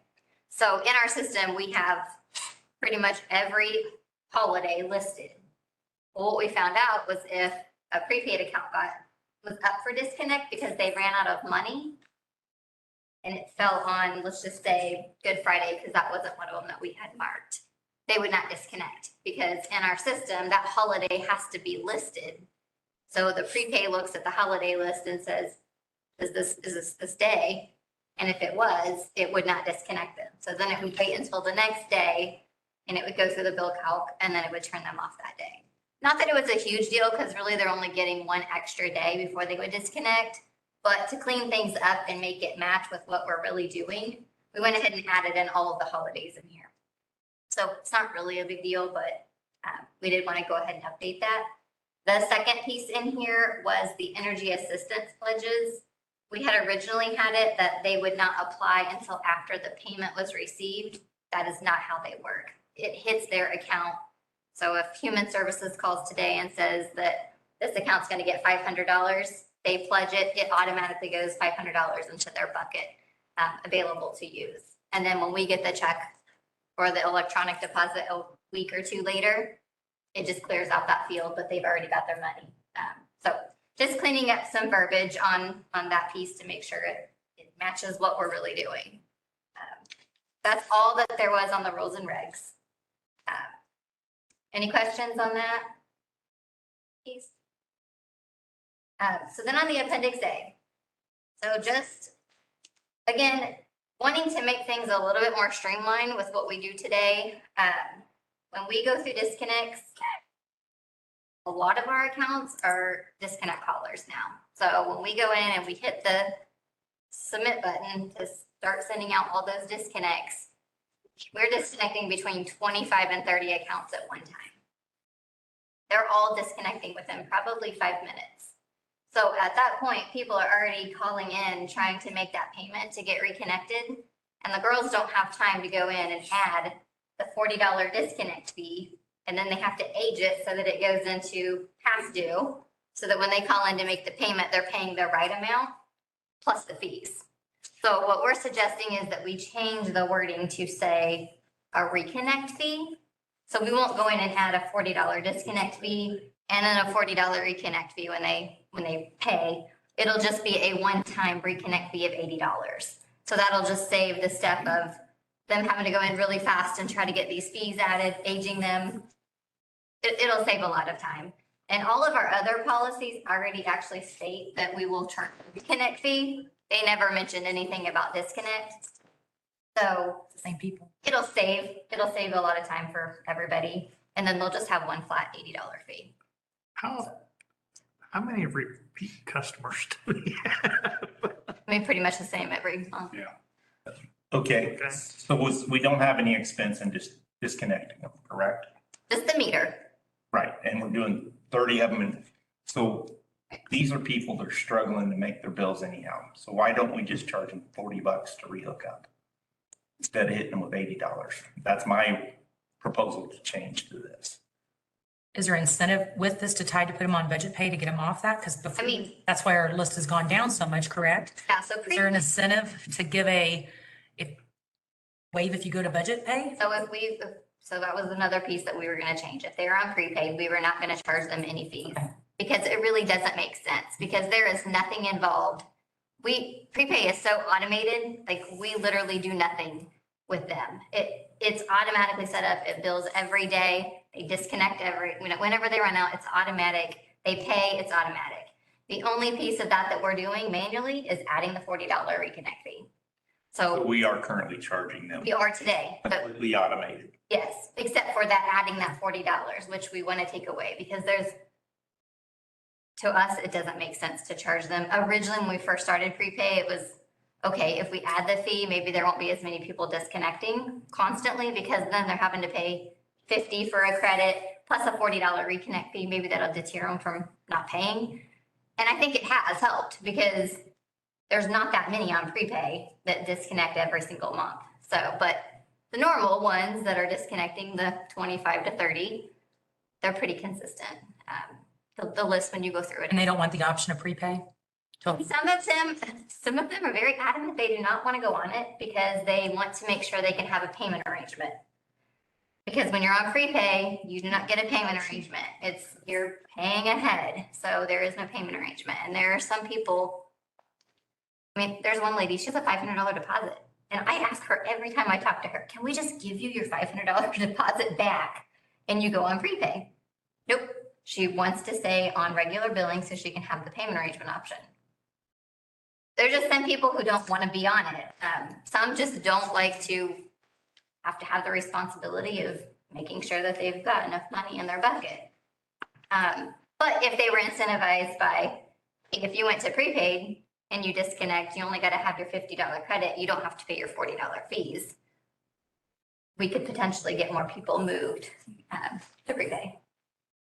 Do you have to be on prepay to have a caller? Nope. So some of these people who are disconnecting and not on prepay have a caller? Yeah, if they're getting disconnected automatically, they're a caller. We So those like, that well, get a like, charge? they do still get a charge. Okay, Yeah. okay, the way this is written, it says if a trip is made to the member's location, they would get that. Yeah, so if they don't have a disconnect caller at their meter, and we have to roll the meter department out there, the trip charge really is if you're home and we knock on your door, because if the guys go out, they will knock on your door to see if you're home. And if you answer, they'll tell you, hey, we're here to disconnect for non-payment. Do you want to go ahead and pay me to prevent it from being disconnected? They'll collect the money that's past due plus the $40, which is the trip charge that they get. If they don't have the money, then they'll disconnect them. What they're doing now is if they don't have a caller and they're making a trip, they're changing the meter while they're there. And then we're giving them that whole day to pay. And then the next day, if they haven't made the payment, then we'll go ahead and operate the disconnect caller. So we're not just, sorry about your luck, we're gonna cut you off. We're giving them, You're not ruthless. right, yeah, and I mean, and being that way, that's why our numbers, I mean, because we are willing to work with people and we understand that there are struggles and So you can go to, we can adjust this and we can always go back. right. But I try to, like he said, knock some of this fee off, see what, Well, and I don't know how you guys, I don't know how the accounting side of things works as far as how that all flows into the cost of service and, all of It that. makes up those part of it. fees. But, I mean, revenue is revenue. yeah. So I mean, that's completely up to you. We want to take it away for prepaid people, but just make it one charge. And I don't care what that charge is. We just went with 80 because that's what it's been. I mean, as long as I've been here, that charge has never changed. It's been 40 for 16 years. So, But there was actually a trip for the first 40. Right. We're doing away with the cost. right, yeah. In most cases. And most, Might still have a few. We do. Well, but it's still in there. You make the trip, they're getting charged $40. yeah. And then at that point, we're putting that disconnect collar out there so that account is eliminated from a future trip. Jeff, you're just talking about changing number 2, that 80 down to something different, right? It's on, and yes. Yeah, but I'm assuming that a collar isn't free. I mean, there's some expense there. It's not just rolling the truck. Right, the collar is all in the meter now, so there's no separate. But those meters are more expensive. They are, but they're coming down. They're not as bad as, when we first, in '07, when we first started. Right. Yeah, we don't buy anything that is not a disconnect meter. So, if it does have a collar, we're only out expensive labor and vehicle. That's it. correct. And then it'll have a collar from then on. Yep, And as meters go bad, we replace them with a collar. yes. That's all. Back in the very beginning, when disconnect collars came out, they were a separate, like a ring, basically, and they would have to pull the meter, they'd put the collar in, and it'd be its own device, and then the meter would go back in on top of it. Well, then they figured out those didn't work so great because there was a lot of failures. You disconnect someone and then you could never get it to come back on because the module that's inside of it would die. So then they got smarter and they're like, well, why don't we start making meters with the module in it? And then we eliminate that extra piece. And so now for probably 7 or 8 years, it's been the meter is inside of it, which is what we've been purchasing for years.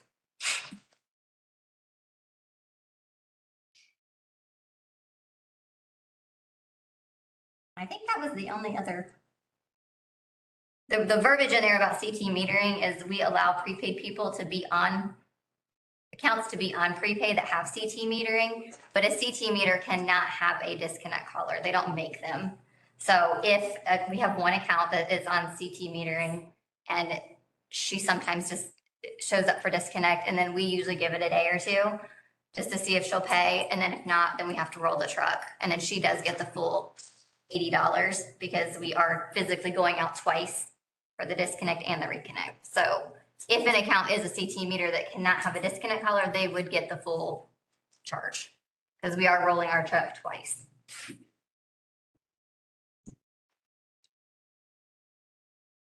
And I did have Jenny check the after hours fee just while we were making changes to make sure that that was still sufficient with our labor, and she said that's all fine. So we don't have to change it.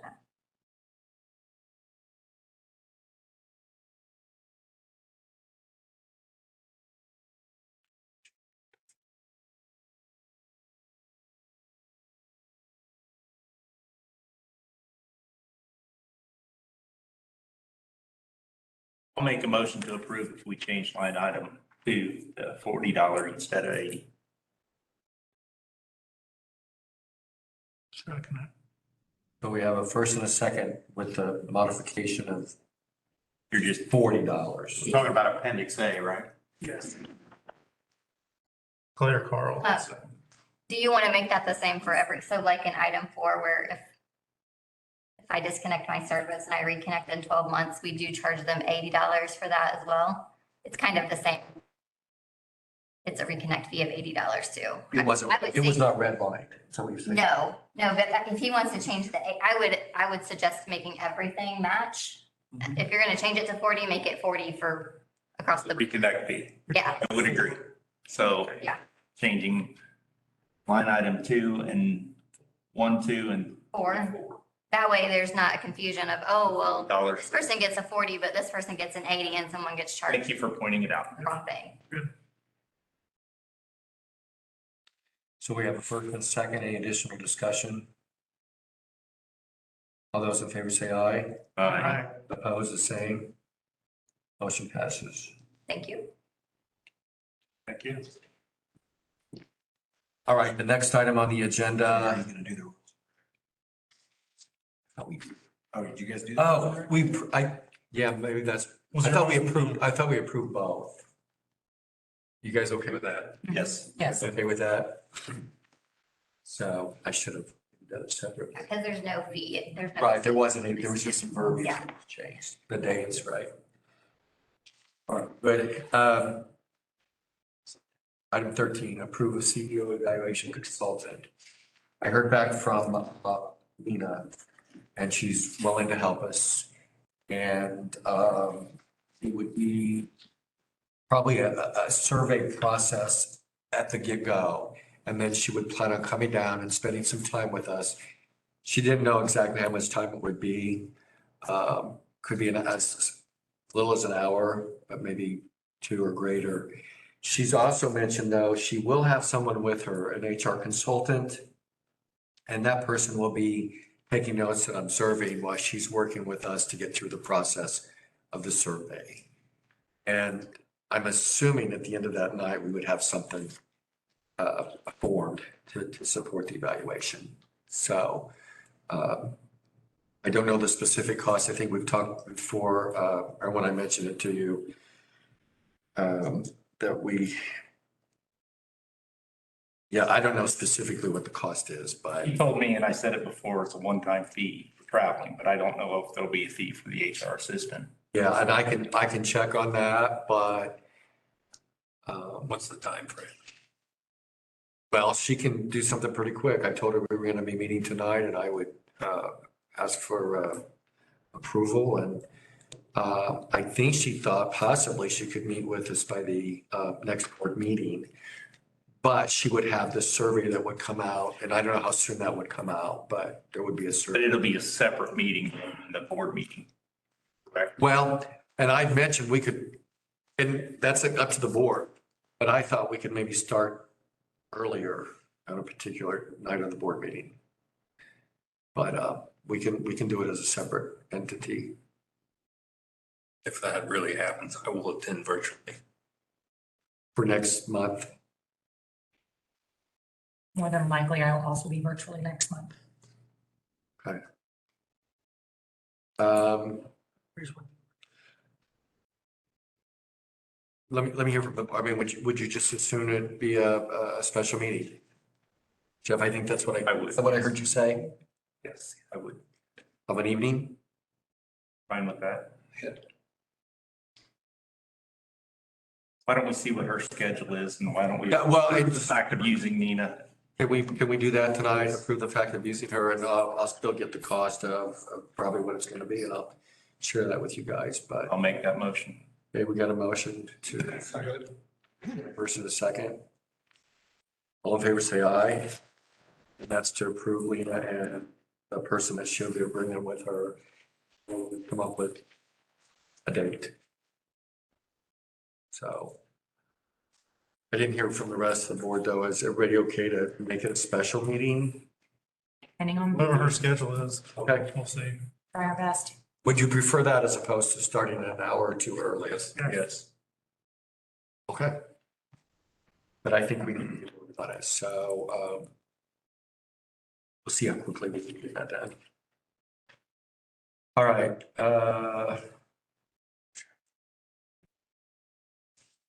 Jason, anything from Hoosier? We had a meeting January 17th in Bloomington. We didn't take any action on anything. Mostly it was a review of Winter Storm Elliott. The highlights of that presentation are in your minutes.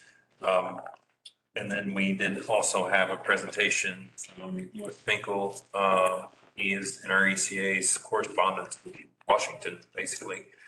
And he talked a lot about He's good. yeah, he's a pretty straight shooter.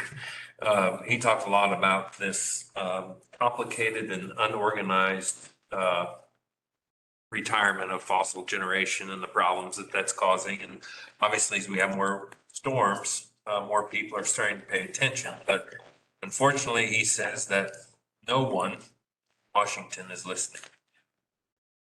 So, and it was kind of scary though, because, when we had our board meeting, we knew that weather was coming. And MISO, we were assured that we were good. We weren't good. And MISO started to issue some load control. We had one unit at Merriam went down, boiler failure. So we had to do some market purchases. So that's gonna pass through in the tracker in the later quarters of the year.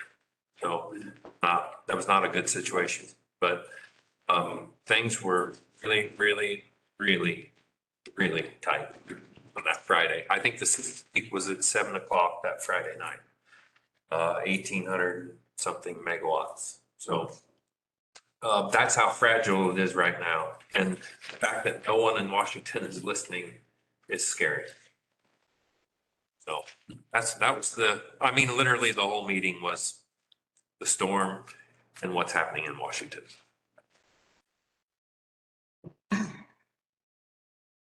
Future rolling blackouts. Well, there have been committees formed now that they're gonna meet and and figure out what happened, and because we literally had resources that could have been dispatched that weren't. Right now, the natural gas day and the ISO's electric day are not the same time frame. So you could literally bid to get your space on the pipeline and not be called to run the next day and be hung with the gas, or vice versa. So there is an effort to try and coincide those days so that if you bid in to run, you know you got the gas, right? That's a big problem right now. So So anyway, lots of things for someone to get figured out. All right, the IEC board has a special meeting, I think week after next. So I'll report out more then at that time. So we'll have a regular schedule meeting, I think 2 weeks after that. So probably at the night of our next board meeting, I'll have a little more to Any director training conferences attended? But can I ask a question? Jason, can other board members attend Hoosiers board meetings? Is it open? Or no? But no. Jeannie sent out the list last Friday for education, and either I've attended them or the dates don't work or they're not specified for RMC. I was just wondering if there's another board meeting that you can attend. You have to attend 2 a year. I know you can do an annual meeting, but the dates she sent out either don't work or I've already attended all of them. So that's why I was just curious if other board members can attend REMC meetings or other board meetings, because I think that would be interesting and maybe just as much educational as some of the IECs that aren't, pertainable like acquisitions or the ones I've already been through. I was just curious. What about the Hoosier annual meeting? Is Is that always in April? Yes. French Lick? Yeah. See, I run into the same problem Yeah. because most of those meetings are the first Thursday and Friday of the month. Yeah. I have standard, I can't. It's April 5th. Yeah. So I was just curious what other board meetings. You're not busy at all then, are you? I better be. It's my harvest time. I was just curious. All right. Unless anyone has anything else. I was gonna ask you guys for the June meeting, so we have the annual meeting on the 16th. And then our regularly scheduled, because the fourth Thursday falls goofy, so you guys usually move that to the 29th, which gives us some time in case there are new board members to do that first orientation, which gives us more time. So I guess my question is anyone having problems moving that from the 22nd to the 29th? So that's just the week later, the third, the 22nd. It's the week later, but it gives us that first, my point is on Friday, you may get a new director. They're gonna have a board meeting on that Thursday. Yeah. And typically we like to try to get in that orientation. Most of the time we move it to the 29th. Okay. I don't know that it has to be. the Everybody 20th. want to look at their schedule, or what were you gonna say, Suzanne? Oh, yeah, that's fine with me. I was just gonna also, we talked about February. Okay. I sent out the date, the 22nd, but it is Ash Wednesday, so I don't know how many Yeah, associates with that. So I just can't attend physically or but virtually. you could, I thought you said you could be virtual. No, I can't do either one that night, the 23rd. Yeah, that was part of my dilemma. I know, but. Or Tuesday, Monday or Tuesday after. Since February is such a short month. So on the 21st, you can do it.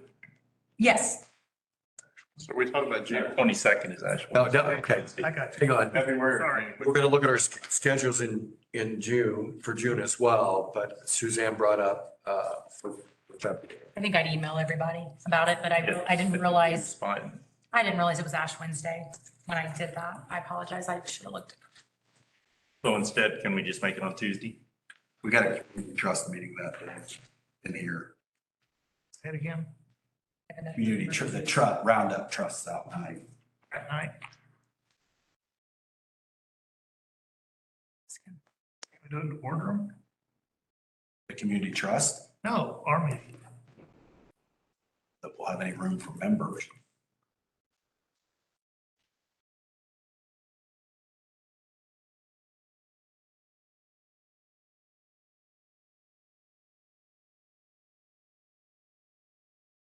Is everybody okay with the 21st? Tuesday. Yes. I don't want to sound contentious, but why are we, I know you're not available. Can I ask why you're not I available? have a family obligation. But if it has to be that night, I'll just be absent and it falls right in that time frame.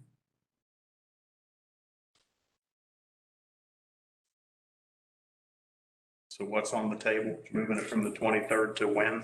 21st, Tuesday. Well, I think in fairness to these guys, we may want to follow the following week if we look at that closer. I mean, I think we ought to have to look at that. Everybody has to look at theirs. I'm sorry. Is the 21st too early? For you guys? That's pretty close. Well, we got the community trust. Oh, I'm sorry. I didn't hear that. I'm sorry. That's the only problem. Okay. 21st. I mean, I didn't hear that, but I guess I don't have to be there. no, that's fine. So Suzanne, what's the next Monday and Tuesday? I'm fine every other day, right? Just that one day. Just that one day, yeah. I'm fine the rest of the time. That week of or the week after, the 27th, 28th, a Monday, Tuesday, end of February, if that would be better for Matt and his numbers. I wouldn't complain about I'm, it. You wouldn't complain about the 28th? I'm coming home the 24th, so. Would that be better for you then? Got Canada dinner. 27th? 27th, I got a When member. do you get back, Jason? I'm sorry. 24th. Don't tell everyone. You already did. I know. Did you get back from Napoleon? Yeah. We at CP's that day. Siri erase that. You'll be average. If that would be better for Matt that Monday. Everybody, I tell you what, everybody look at their schedule for the 27th. And if you, I'm good. I'm good. Let's just call it tonight. Yeah. Everybody, I gotta look at my schedule. Okay. Have all my information. okay. Are you good? 27th, right? We're all good. So, is everybody else good? Because I can send something out to everybody. So moving Thursday, the 23rd, back to Monday, the 27th. Is that what I'm hearing? Yeah, we're fine. No complaints, but Matt's smiling over there. And you still need to have the information out the same Friday. Wait a minute. No, no. Friday, it's the Friday before. Well, it wasn't done this month or last month. The 20th. Oh, Matt, you get in the. It's in the bylaws. You get the 24th. Agenda was out. The agenda was out. I don't know that yeah, I got you. Okay, so if it's only up to me, I'll let you guys know. Thank you. I'll look at that. Dale, you're good with it? The 27th. And Brian, and I think everybody across, and you'll be back as well, Jason, correct? Yeah. Okay, I'll try to get back to you guys tomorrow. And then let's look at June while we're at it, but if we need more time, we can certainly do that as well. Good with June. I'm good with you. 29, my calendar doesn't go out that far, so I can. June 29th. thing says it's. Yeah, I don't know what that is. Oh, I don't know, some hall, I don't know. Yeah, there's some holiday list.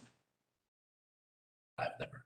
29. So can I ask a question why in April it's the third Thursday instead of the fourth Thursday noted? Is there a reason we moved it up in April? Instead of 4/27, it's 4/20? On the- I'm just curious why I don't. 27th. I got it, think it's 27th. It's wrong on here. It's wrong. It's wrong on here? Okay, It's the 27th. okay, thank you. Thanks for noticing that. Yeah, I didn't see that. Because I can't make the 20th, but I can, the 27th, that's what I knew. Okay, so I'll get back with you guys on that, but So did the June meeting move? Or the you- 20, I think the 20, unless anybody says now that they can't, I said I could. I don't have, Okay, February, we're waiting to hear from you. Right. June moved from the 22nd to the 29th. yeah, you're good with that. Yes.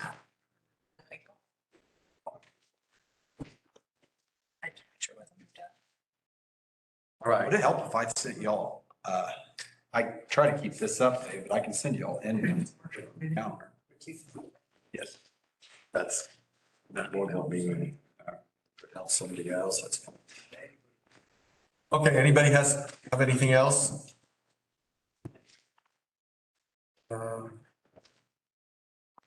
Motion. I'll make a motion. I'll second. Thank you for a second. Let's anybody, let's go to executive session for anything. We're good. No, I would. Almost a record.